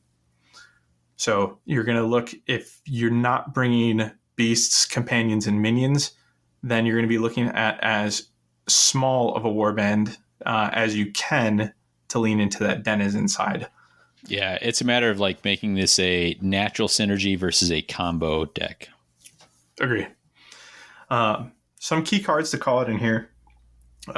Is Unbeatable Team. This is a 2 Glory Surge, and it does not require what I'm going to refer to as that Beastbound keyword going forward, which is the phrase I read earlier. So it doesn't require Beastbound, which means it's going to be both a powerful 2 Glory Surge when you're bringing this in Nemesis, but also be available to you in Championship. And this one's worth reading. Their Surge duel, score this immediately after an opponent's power step if there are more friendly fighters on objective tokens than enemy fighters on objective tokens, and there are more enemy fighters out of action than friendly fighters out of action. So this is a pretty sneaky Surge. If you are playing Nemesis, your opponent might factor this in. If you're playing Championship, you don't have to announce that this is in your deck. And so if you can just get on more objectives than they are on, and that could even just be one, and you can get just one more of them out of action than you, and again, that could just be one, you could score a clean 2 Glory off of Unbeatable Team. So it's an interesting 2 Glory Surge option that isn't plot locked. 2 Glory Surge that's scoreable relatively early is always a reason to kind of sit up and take notice. Agree. Yeah. So some other cards to just kind of call out that I believe to be kind of key cards within Beastbound Assault that you would consider. Well Trained. This is Beastbound. So you're going to need people meeting that criteria, but it allows you a push 2. And anytime you hear push 2, it's like, oh, hold on. Say what? Like I am. Yeah. And tell me more. Exactly. Unexpected Ally. This card's really strong. It does not This is a gambit, and it doesn't actually require the Beastbound condition, but offers the player a persisting support until a successful attack. This has become more and more a staple of mine, and it's specifically because it's like it'll do some support synergies, and then it's going to stay there until you're successful, which is a big deal. So if like you totally whiff it, then you've got another chance. So good. I agree. And along those lines, it dovetails into Loyal Allies, which is looking for dice results, not successes. And so it's looking for a single support or a double support dice result that was valid for you. So, you had a support or two supports or a cover, what have you, to make those dice count in your roll. But the roll itself didn't need to be valid, which I think makes it a strong dice-based surge, and isn't beastbound once again. So you can really see that come over to Championship, and has become a staple for me, and one that we talked about in our Headsman's Curse build. Additionally, they have Overly Protective. The reason this is worth calling out is because it's a draw 2 on a beastbound death. So I'm really happy to see that beastbound condition here, but it is really a powerful option for those bringing beastbound fighters. Countless Familiars. The reason I call this out is because I feel like this is this deck's living wall. This allows the player of this upgrade to advance their Denizen plan by 2 fighters, or accumulate Denizen upgrades, by a factor of 2 on a single fighter, just with a single card, and that pairs really nicely with their in-house Deadly Swarm weapon that's looking to offer you as many dice as it has. Is it dice or damage? As it has Denizen upgrades on them. Damage. Oh my gosh, I had to look at it again. I was like, is it damage? It is. That's just so fun. You're like, there's no way it's damage, right? It can't be damage. Yeah. I mean, dice would be nuts. But as soon as you can bring the damage up, based on that Voltron build there, that's just an element of fun to be had. And lastly, I want to call out Ever Hungry Fiend, because this is a upgrade that can only be awarded when you're in enemy territory, but comes with a very unique, we haven't really seen this much, caveat of it's awarded if you're not in your home territory. So actually no one's territory would qualify here as well. But if you fall back, for any reason to your home territory, it doesn't break itself. And they call that out on the card. I really like that design space. I love the idea of having to cross the line, but not being punished for crossing back over. And what this offers you is, going forward, once you've equipped it, you have an additional support. Yeah, so this affects adjacent attacks. So actually it doesn't even discern range, which is really nice. It adds to its flexibility. You just have to get up close and personal with it, which is always fun. And kind of creates it. So creates it as a championship pick, but I feel that is kind of an overview of Beastbound Assault as kind of a whole. There are a lot of pieces within Beastbound Assault that you can pull out and put into a championship build, which I think is really interesting. If you're looking at a Nemesis build with Beastbound Assault, then you're leaning into the keywords. And the reason for that is 6 of the 6 end phases reference the keywords. 5 look for Beastbound, an additional 1 looks for Denizen, right? So you're not really bringing these into Championship unless you're guaranteeing that you already have Beastbound fighters available to you. Nemesis kind of allows you to lean more into that Denizen game plan without sacrificing more powerful options available to you in other universal offerings. And then it has 2 surges as well that lean into the keywords present with Beastbound. Whereas in Champs, if you're bringing this, if you're dipping into this, you're doing it because of the surge support. 4 of the surges do not require Beastbound Assault or Beastbound status, which I think is interesting that we see that in the surges and not the objectives, and again allows kind of for that unplot locked dipping, as well as some of the key cards I highlighted are just worth considering. So when we're looking at warbands for Beastbound, you're again leaning into the keywords here. So like Gnarl Spirit Pack has the flexibility to lean into the beast side of this and work for you. The fact that they can change modes on you. Black Powder's Buccaneers, they're coming with both minions and beasts. And then Exiled Dead is an obvious choice. There was a beat where it was one of the most powerful pairings out there because most of that crew is already beasts, the zombies themselves or the reanimated. One warband that you should not pair this deck with is Soul Raid. The Skyler's dismay. And the reason I'm calling this out is because in Harrow Deep and Nether Maze, the fish was a beast. In Harrow Deep, they introduced the retroactive keywords. And at that time, so at the inception of these retroactive keywords, the fish was awarded beast status. Yeah, so this was when they like applied Assassin Brawler, Zinj Corn keywords to all the different fighters from seasons 1, 2, and 3. Like I think exactly like Beastgrave and back, or Dire Chasm and back. So a crime has occurred unceremoniously as of the fish was rude and you know it. As of the Gnarlwood update. The fish is no longer considered a beast, according to the errata documentation. When will Soul Raid finally get a break? That's what everyone wants to know. I know. I think they could use it. Like, it would be better if they could, but the fish was. I don't think it was an intentional change either. But the fish is a source of nastiness. I don't know.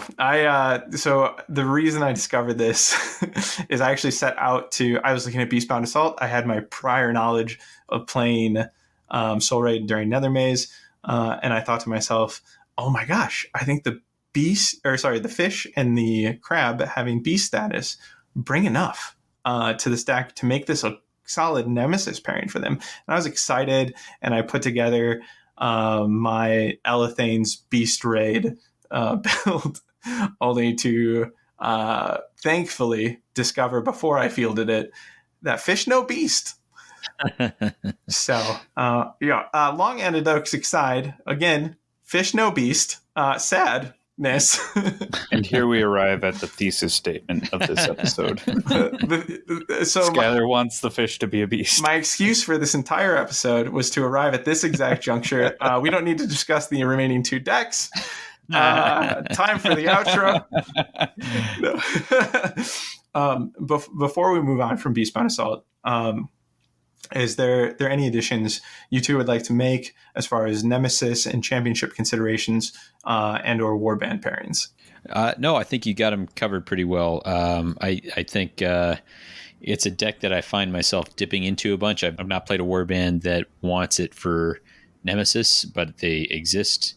But it's frequently something that I'm including 1 or 2 from Championship in.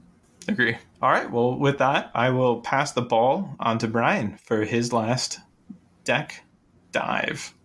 All right. I have Seismic Shock, which came to us in the Weird Hollow starter box, and reintroduced magic in a big way. Oh boy. No plot here. This is just magic tools and strangely hold objective stuff, which is welcome. It's something I was sorely lacking from Gnarlwood, and in particular, especially if you hold objective and you have a wizard, just so happen to be in your warband as well. So no plot here, but I feel like the plot is you need a wizard. Like, I don't think it makes much sense to take this in Nemesis if you don't have a wizard.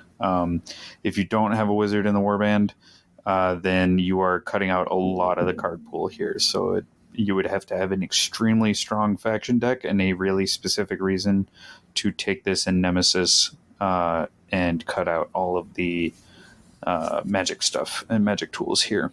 So I'll jump in there. Do you feel that one wizard is enough? And I'll caveat that with, does salvage bring enough to that one wizard's potential death to elevate this game plan for a one wizard warband? Davy, how was it with Kagras? like make you want to quit the game bad. Ooh boy. Okay. Ooh boy. Well, and that is a particular bad pick because Zarchia has a propensity to kill herself with her with her backlash. So it is particularly punitive. But if you're not going to protect your one wizard, then I do think that it's bad. That one wizard is not enough. If you castle your wizard and keep him in the backfield, then it could be worth the risk. But if you're really leaning into the win. Okay. No, but like for instance, this deck really gets me excited for something like Zarbag Skits because they are both hold objective and have a wizard. Zarbag has level 2 beginning and end, and so it works well. But even more so in Championship because they double down even harder on the hold objective tool set. But big card callouts here is you have some significant end phase objectives. Claim the prize, 3 glory end phase. If your warband holds each objective in one or more territories, including no one's territory, and you at least hold 2. So you can set this up to hold 2 and score 3 glory. Oof. Crazy, and I have been loving it.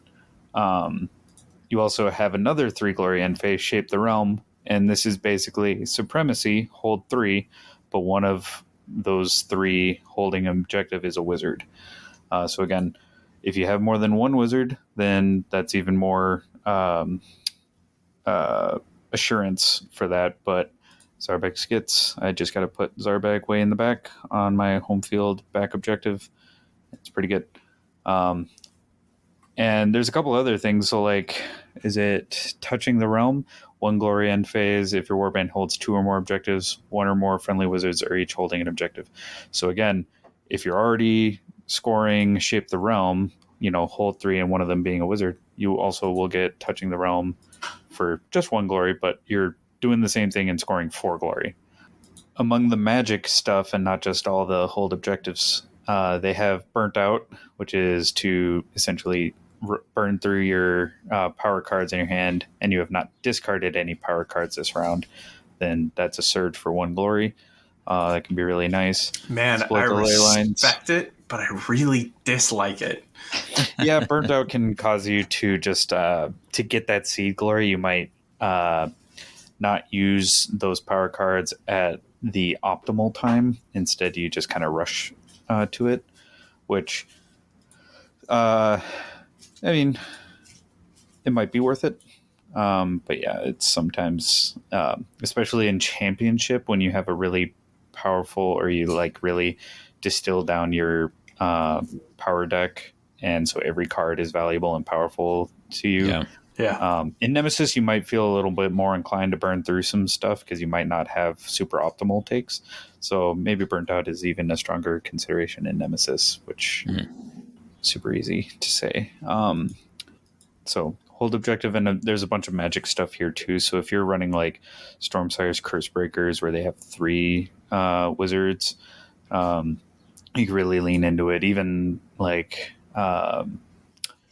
Crimson Court, they got 2 wizards. You do want to try and bring reliable casters. So if you're like Crimson Court, they're just level 1 casters each, but you got 2 of them.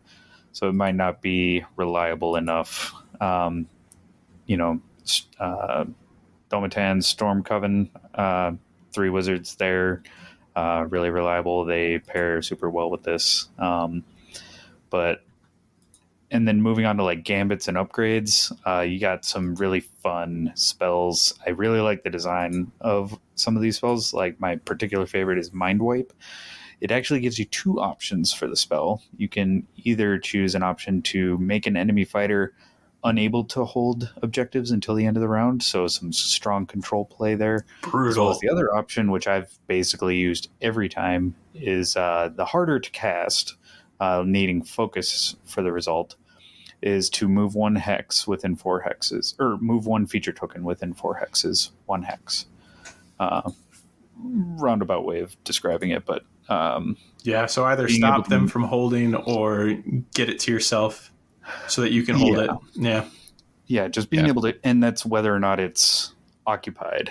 Being able to move the feature token, which can be massive control. We started playing in the age of Restless Prize, and this feels really reminiscent of it, but I think it's a better designed card than Restless Prize.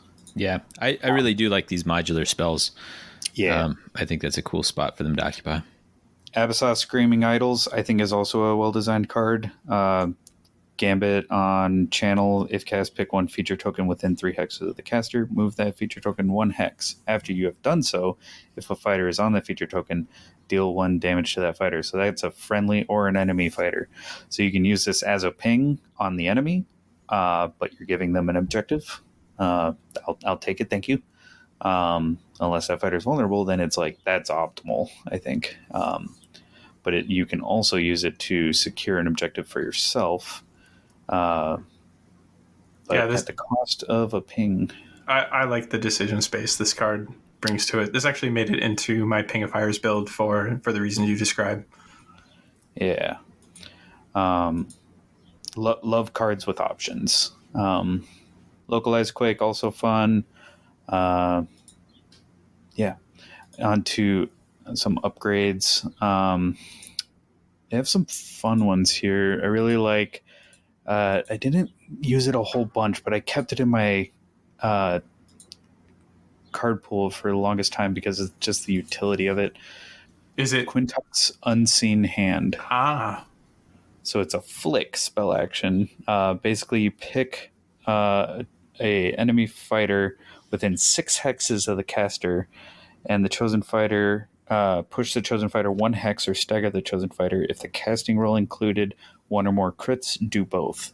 Range 6 control. It's a fun, like, manipulating ability.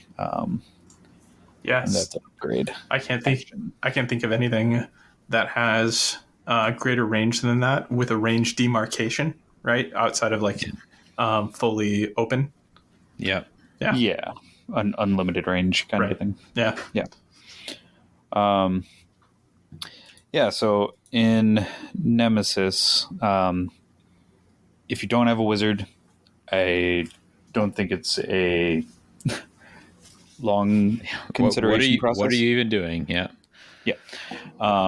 Unless, like I said, you have a really strong in-faction card pool and you just really want some of that hold objective tech. Like, for instance, Zarbag Skits, one of my favorites, they have a honestly pretty poor faction deck. So I wouldn't necessarily think it would be a strong pairing because you'd be just pulling so much from Seismic Shock, and then you're relying even more on Zarbag and just puts an even bigger target on Zarbag.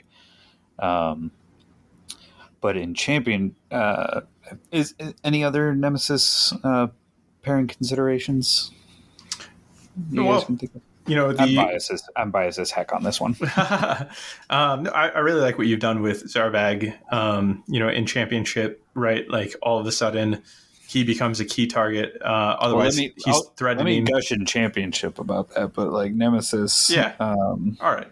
I guess in Nemesis, what hasn't been mentioned is just our old 3-wizard warband, right? Stormsires, Cursebreakers.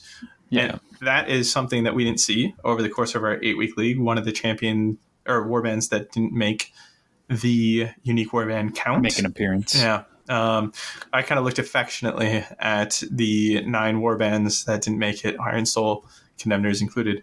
But, I'd be curious to see what Stormsires could do here. I think that if you're looking at a Nemesis pairing for them, I mean, this is your number one choice. You start here and consider other options secondarily. Yeah, absolutely. Davey? No, I think you guys have more or less covered it there. I don't know that I have any extra to add. Yeah, for the longest time, we kind of Wizards as a status went under the radar ever since I think Beastgrave rotated, Nightvault rotated out. Yeah, and I think Beastgrave had a couple other pieces. Well, yeah, because since then, yeah. Right. When it was Nightvault and Beastgrave, you still had plenty of magic. And once it went to Beastgrave, Dire Chasm were the two, then all of a sudden Wizards really, like, there was still a little bit. And then once it was Dire Chasm, Olgu, it was gone. Yeah, they've been drip fed, an upgrade or a spell gambit, here or there. But when they're drip fed like that, it doesn't build a strong enough case, for them. And those cards that have been drip fed were waiting for Seismic Shock. Yeah. Yeah. And Seismic Shock, yeah. Oh, right. I always do that. Keep saying like a seizure. It's one of those particular to me things I need to break. Yeah, because like a lot of Magic was just kind of like in faction, and there might be like a interesting spell, and you're like, oh right, spells, and they have Crimson Court has 2 wizards. Oh, look at that. Yeah, so I mean, I'm sure there's something I'm overlooking. We threw it out for a while on the podcast. Like, wouldn't it be cool if there was a Magic associated Rivals deck, and then we got it. So yeah. Yeah, and we had such a strong desire for it. We had a whole Trashfire tournament for it. Yeah, right. That drip fed spell avenue was Trashfire material before Seismic Shock came in and was like, "I'll take you in, don't worry." Yeah. So then bumping it up to Championship, I think this just is such the injection of hold objective tech that I had been lacking in Gnarlwood. So Claim the Prize, super strong. I think it's really like a strong meta consideration when you're just matching up with your opponent.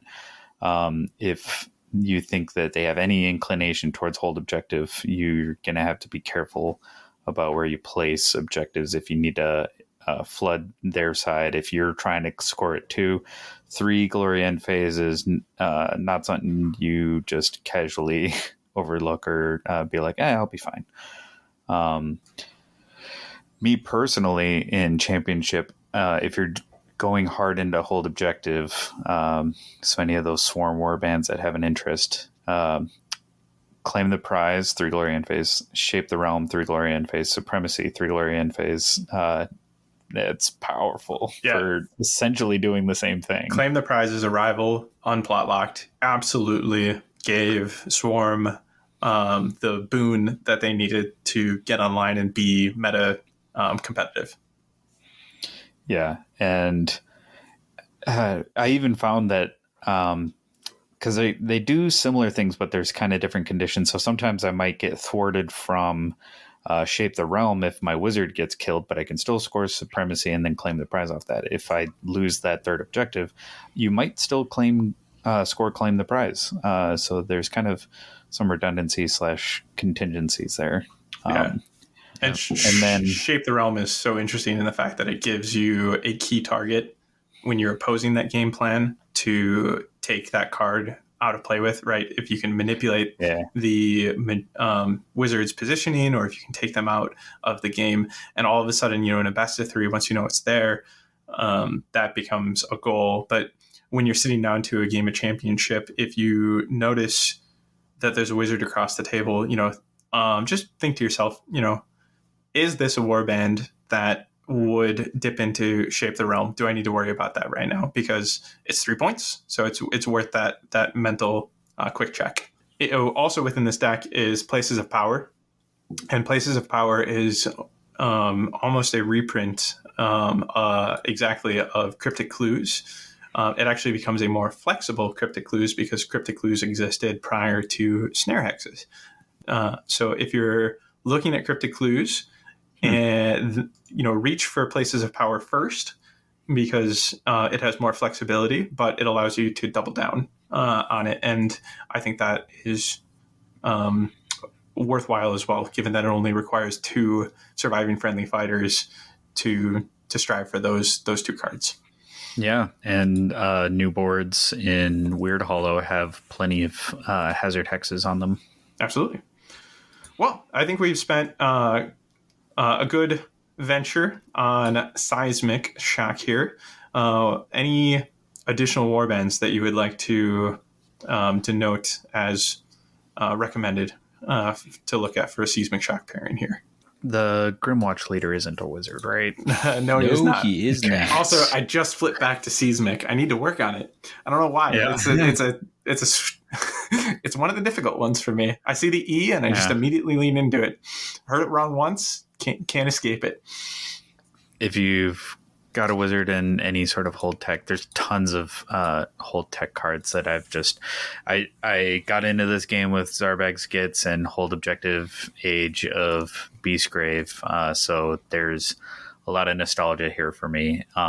If you've got a wizard in your warband and you have any inclination towards hold objective, powerful. I agree. All right. Well, without further ado, we're going to pass it over to Davy to take us home. What is your final deck? Yeah, the only Rivals deck we haven't talked about is the Toxic Terrors, and this is, on its surface, it is a poison-oriented deck. It has poison gambits and poison upgrades. But if you are looking at it for championship, you are often looking at it because it has a couple of really powerful leader-focused objectives. And that makes it kind of an interesting deck that is fairly different if you're taking in Nemesis versus if you're just dipping into it for championship. In Nemesis, if you don't have a deep pool of upgrades to go through, you are really leaning to the poison upgrades. And there's a lot of objectives. Like it's a thing like the more you lean into it, the more objectives you're taking that trigger off of those, and the more gambits. Like it is, the more you lean into this deck, the more it's like a upward or downward spiral, depending on how you want to look at it. But some of the poisons, unlike the poisons we saw back in the Beastgrave era, don't necessarily require you to be adjacent, and they aren't necessarily doing damage. They are doing a lot of control-based things. And so for that reason, I kind of highlighted Freezing Venom and Ill Prepared, which can really lock out a particular fighter. They can say, hey, like, you're not going to make a super action, or here's a move token. Not as crippling as it used to be, but still important if you're saying, like, I don't want that fighter to charge. And so those cards in particular, like, inform the control aspect of it. And then Carve a Path and Superiority Confirmed are a surge and end phase, respectively. The Carve a Path is like an interesting surge that says, like, did your leader make an attack, or did your leader make 2 attacks, one of which was successful in enemy territory? Now it's worth 2. A 2 glory surge, again, like we always say, it's going to make you pay attention. That particular warbands are really going to capitalize on that. Superiority Confirmed needs a leader to be alive and 4 wounds worth of enemy fighters to be dead. Often that could just be 1. So I think that kind of informs a lot of where you're going to reach for this, deck. So like I said, Nemesis, you're probably going to lean a lot more on the poison gambits and upgrade situation.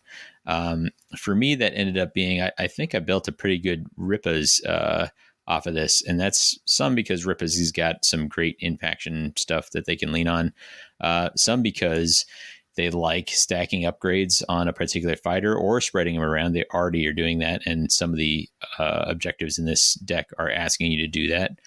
And so that kind of like doubles down on what you're already trying to do. And with a 3 fighter that is relatively fast, can kind of bring a lot of damage to bear on one spot.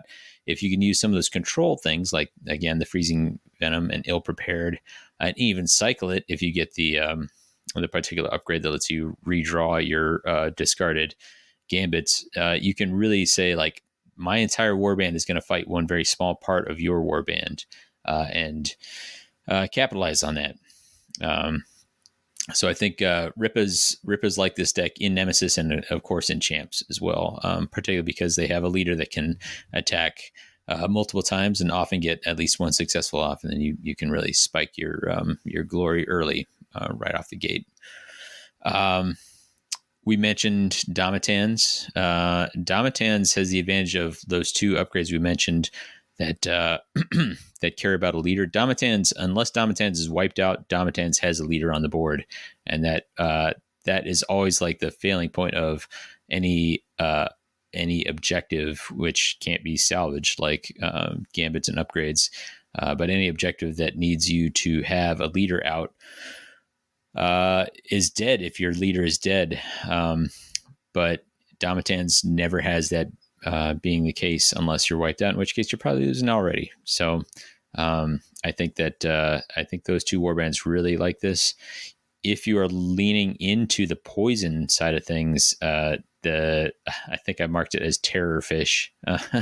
The Soul Raid is the warband. Skyler, correct me if I'm wrong. They have 2 in-faction poisons. Yes, they do. Yeah. They're the only warband with 2 in-faction poisons.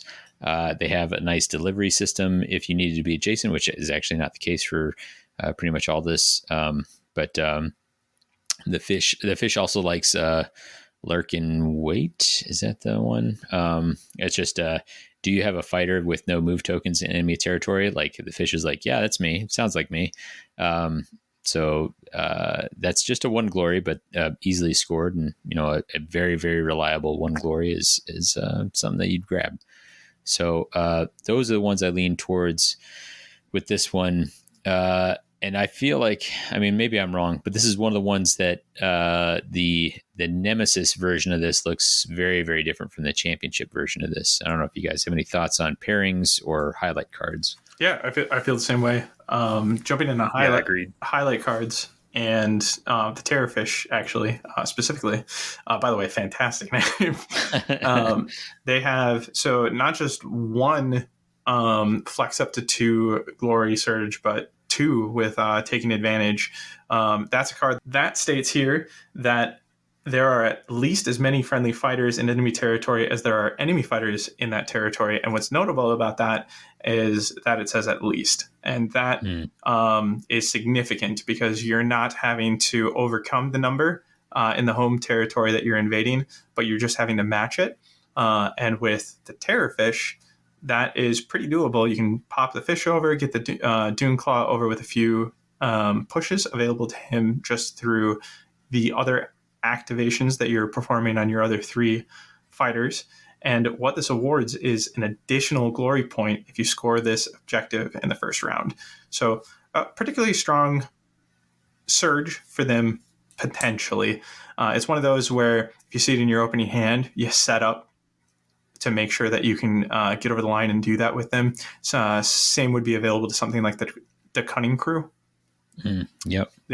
And then No Safe Ground is a great card by them, but I wanted to mention No Safe Ground is currently a staple. It's a great card. But Keep the Forest at Bay is another push up to 2 fighter option that I have found mild success with. It's one of those cards where in the current meta, I actually feel it is better earlier in the game than later, because a lot of the times one of the 2 players is invading the other player's territory, right? And so there might not be an enemy fighter in enemy territory to select. But if you have a feeling that is going to be present for you throughout the course of the game, or be worthwhile including early, hoping for early, and being okay with kind of being a bum card later, then being able to push 2 fighters up to 1 is always just a strong consideration. Yeah, I think that's those are good highlights, and I'm always a fan of the pushes. Brian, you got anything to throw in on the Toxic Terrors here? Just my take on Toxic Terrors is with all the poison tech, it's a little reminiscent of Daring Delvers, but I'd say that as though Toxic Terrors is an improvement. There is a section of the card pool that is, what was it? It was Dire Chasm, when we had like a bunch of cards that dealt with hunger, a bunch of cards that dealt with Hunter and Quarry. It's kind of like that in the sense that a lot of that card pool is kind of segmented off because it really plays with itself and that with that keyword. And the more of those keyword cards you bring, the more it will reward you. But otherwise, the rest of the deck you look at, I think it's just kind of like a cherry pick the control cards that you really want out of this. That's where I'm talking about. It's like Daring Delvers in that if you're going to forego the Explorer mechanic, you cherry pick the other things out, or you're bringing the ping pack. With Toxic Terrors, you either bring the Toxic pack and a couple of the other control cards, or you're really like, it feels like you, with Toxic Terrors, you almost supplant the faction deck because there is so much toxic tech. So it can almost overwhelm the faction deck, which for some factions, they have really poor faction decks. So all of this to say, some, I think some factions are like, go ahead. Go right ahead. Please do. Like, just thematically, I've always been curious how a Rivals Wormspat, where you just replace their faction deck with Toxic Terrors, would go in a Rivals event. Yeah, worth checking out. Their in faction Rivals is notoriously terrible. So yeah, can't be worse. Yeah, no, I do like the deck. I think it's an improvement upon like my complaints about Daring Delvers. And my personal favorite, No Safe Ground, just push tech to help secure. There's a couple of those other control cards I really consider bringing in, but that was the most utility, being able to push a friendly or an enemy fighter really strong. Yeah. I really like that you brought up hunger as well. I think it's a valid touchstone here, looking at kind of the history of the game and looking at these decks independently. Hunger was this mechanic that did not stand on its own, right? But was present on a ton of cards. And if you weren't the Crimson Court, you weren't picking them up. They were almost, exclusive to the Crimson Court. They were, additional cards for their consideration. But even then, not all of them were worth their while either. Whereas, here we have all of these focused ideas, focused keywords, whether that be Beastbound, Void Cursed, even Exploration, and the poisons, here, like they all find their place, at least within themselves. And that's not something Hunger was able to accomplish. Yeah, it just felt like Hunger didn't reward you for investing in Hunger. Yeah, absolutely. Well, I think that wraps our adventure through the 9 decks and covering, again, an overview of each deck, where we kind of think that each deck can be factored into Nemesis and Championship builds, as well as what warbands you might consider bringing with each deck. Before we move on from our main topic and close it out, are there any additional notes that you two would like to bring up? Anything that you kind of felt was missed as we tackle the decks that you wanted to circle back on? No, I think that was an incredibly broad topic to cover, and so obviously we couldn't get into every single nuance here, but I think it's a good. I hope people find it as a good resource, particularly for new players who are trying to figure out what their next thing is. Like, how am I going to start building out from the basics that I have?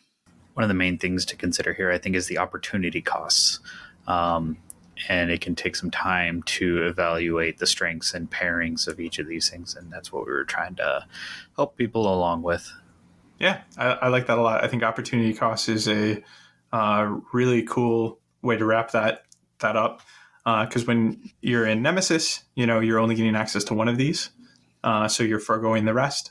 And when you're in Championship, the plot lock comes in as your opportunity cost, and you're only getting access to one of those 4. So again, foregoing the other 3.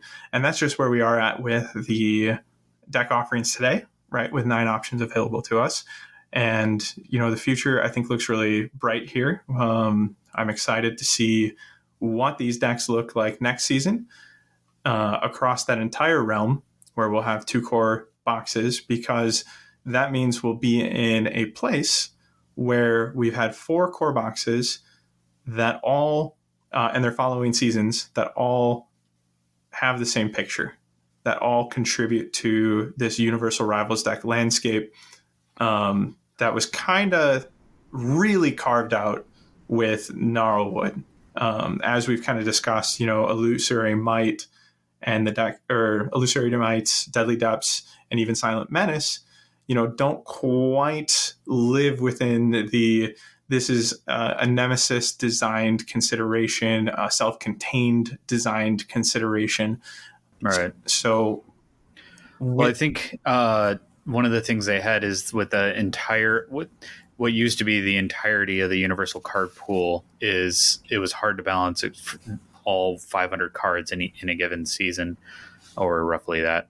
And then they added in keywords like hunger, which some fell flat because some of those things just kind of like effectively plot lock the card. But now with Gnarlwood, then you had much. You really threw down some solid barrier walls, because previously we might take a hunger card, it applies the hunger condition or tokens and whatever, but you just ignore it. That felt kind of awkward. But now with Gnarlwood, it really threw down walls of like plot cards and sectioned it off. And initially it was very jarring for us. But I think we now have I think the opportunity costs make for a really interesting balancing dynamic at the championship level and in Nemesis. I agree. And quick question is, of these 9, 4 are plot locked. Do you think that's a good balance? Should there be more? Should there be less? Oh, love that question. Davy, I'm gonna let you tackle that first. I think it feels pretty good to me. I think you want a roughly 50-50. And I think this is something we're still figuring out, because the whole idea of a plot lock thing is still relatively new to us. And the idea of like this Nemesis format, because plot lock is purely a championship question. But I think seeing how both Nemesis and championship develop as you add more of these decks and decide which of them are plot locked or not is going to be a very important part of each release going forward. But it feels pretty good to me. Like I feel like you have meaningful decisions to make versus which plot lock deck you're taking. And like once you've taken that plot lock thing, it feels like there are still enough other choices. Now, as Ulgu rotates out, it'll be interesting to see if that still feels the way that still feels like that. Happens. I would agree. I have no notes, additional notes to add there. On that note, that wraps up our main topic, with one exception. Before we exit, I would like to go over very briefly which one is your favorite, and you can give a brief here's why, or you can leave it at this is my favorite. And to start us off with that, I'm actually going to kick off with the favorites of Phil and Josh, and then pass the torch to Davy and Brian. Jump back and give my favorite here. So the favorites of our co-hosts that weren't on the episode today include Daring Delvers for Phil, and I believe it has a lot to do with the flexibility the deck has to offer. But I know he's found Starblood Stalker builds that have made it work, as well as the Storm Coven.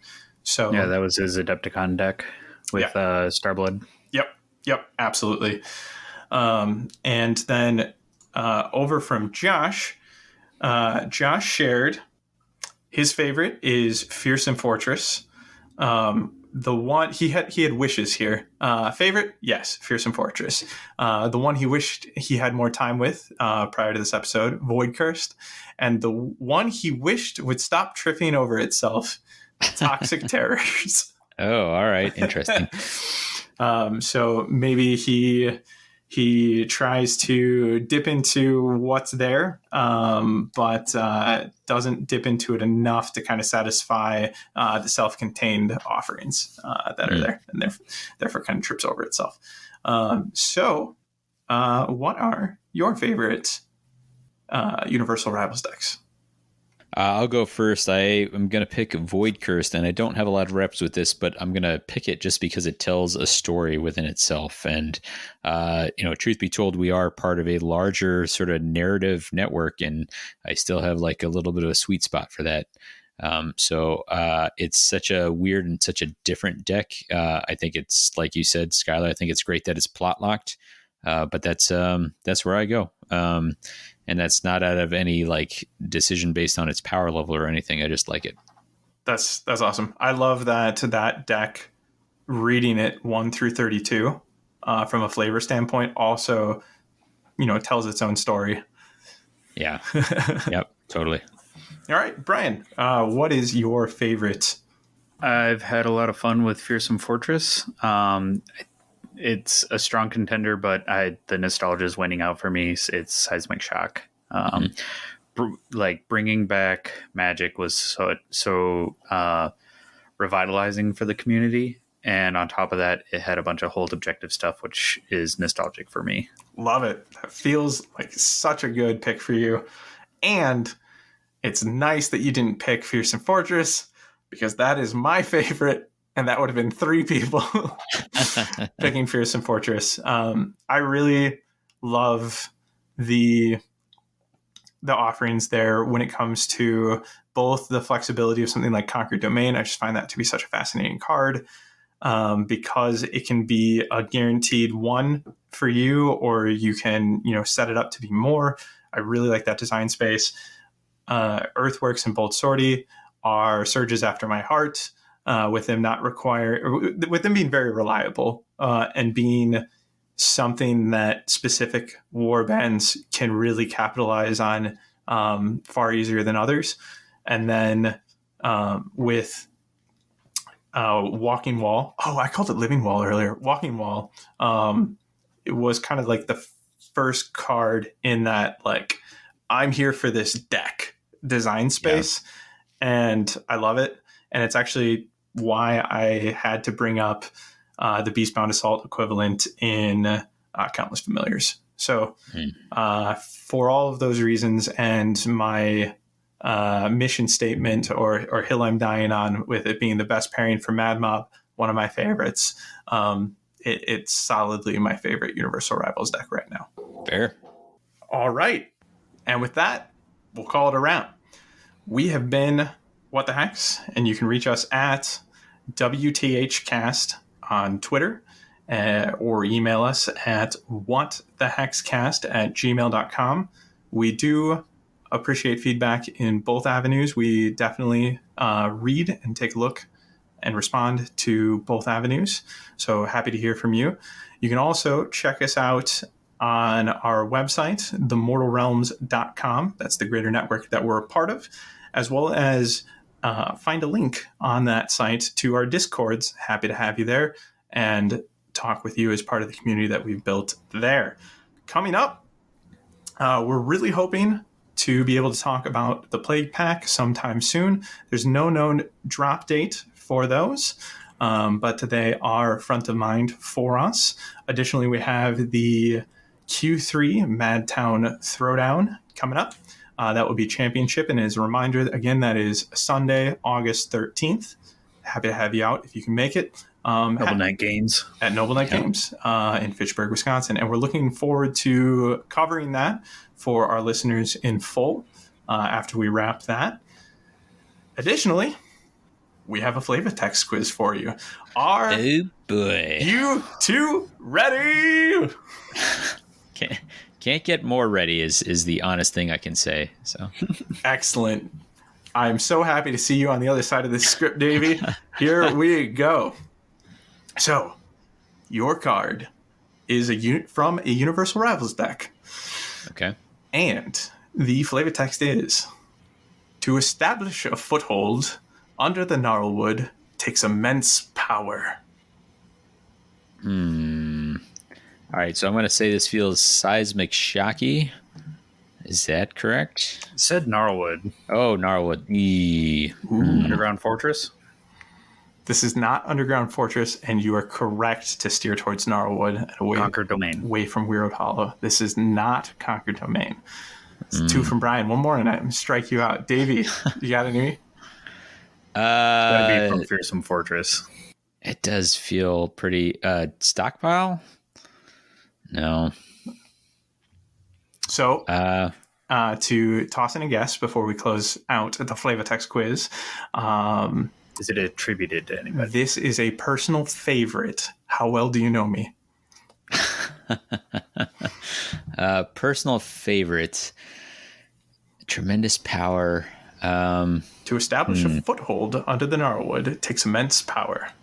So I know he likes Fearsome Fortress, but It's not Walking Wall, is it? Oh, I love these guesses. Brian, you struck out. I'm gonna. Let's go with. I already said stockpile, and that's a no. Is it just Underground Fortress? I already said that. I've led you both. Damn. I've led you both astray. Okay. It does not live within Fearsome Fortress. It is Zone of Control. Oh, yep, Rude. that works. Yep. And all right. one of the reasons this is the Flavatex quiz is, again, a personal favorite of mine. But for the listeners out there who were sharply paying attention, I mentioned that there were a few things I wanted to point out regarding this card, but I really kind of stopped and let it go. And that was so that I could mention here, after Is he bringing it up. fitting in more content at the end of the show? Again, this is what you get with Skyler's at the steering wheel. Yeah, he was going to cut it. we get already the longest episode we've ever had. Carry on. This is one of the crown jewels, or sorry, this is the crown jewel in my Miari's Purifiers build these days. And the reason for that, and the reasons I didn't bring up earlier when I was breaking this card down, is that it allows the reasons he's not going to bring up anymore. No, I mean I'll share my. Get on with it. I'll share my secrets here real quick. Is that it allows your fighters to remain in position, whether they're still on starting hexes, in front of dangerous things like a lethal, or they're on the feature tokens that you need them on. But for the Miari specifically, the reason this ends up being a gemstone for them is because it brings them up from dodge to on guard, right? So they really feel that full benefit, and they inspire off of full successes in any sort of defense attack or with Miari spell roll. So this cranks up their ability to inspire off their defense. So it's just a fun shout out I wanted to bring to my first episode as the one at the wheel. Yeah, fair enough. Saved the episode there. All right. Bring us home. With that, we only have one more task item, and that is our recommended listening. As you go out from this episode and discover new pairings and experiment with new Universal Rivals decks that maybe you didn't consider before, the odds are that you might make something special.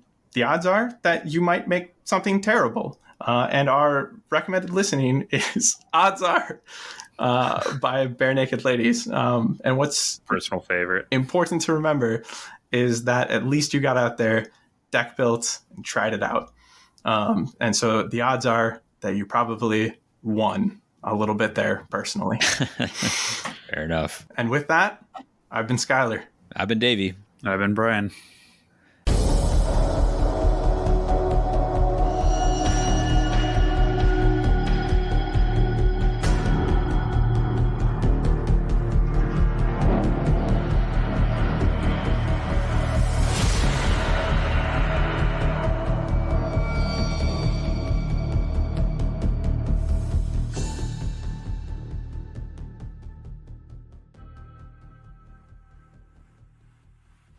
Cool. I can do this.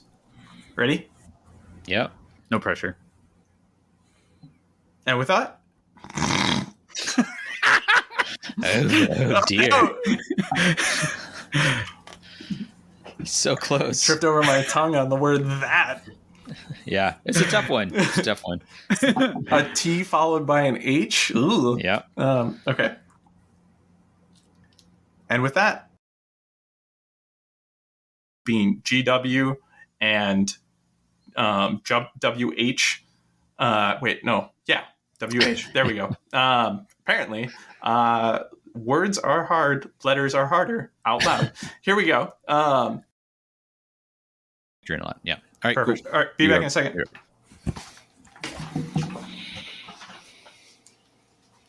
So while you're here, or are you running to the restroom too?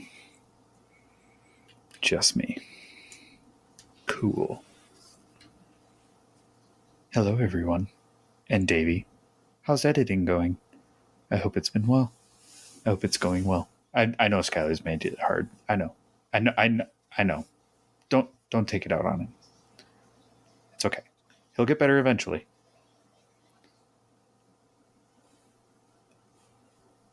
And to the listeners, what's up? How's the painting going? Slay the gray.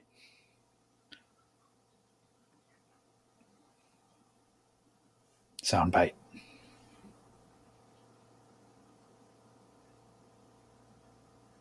In my defense, I'm wholly lacking on sleep.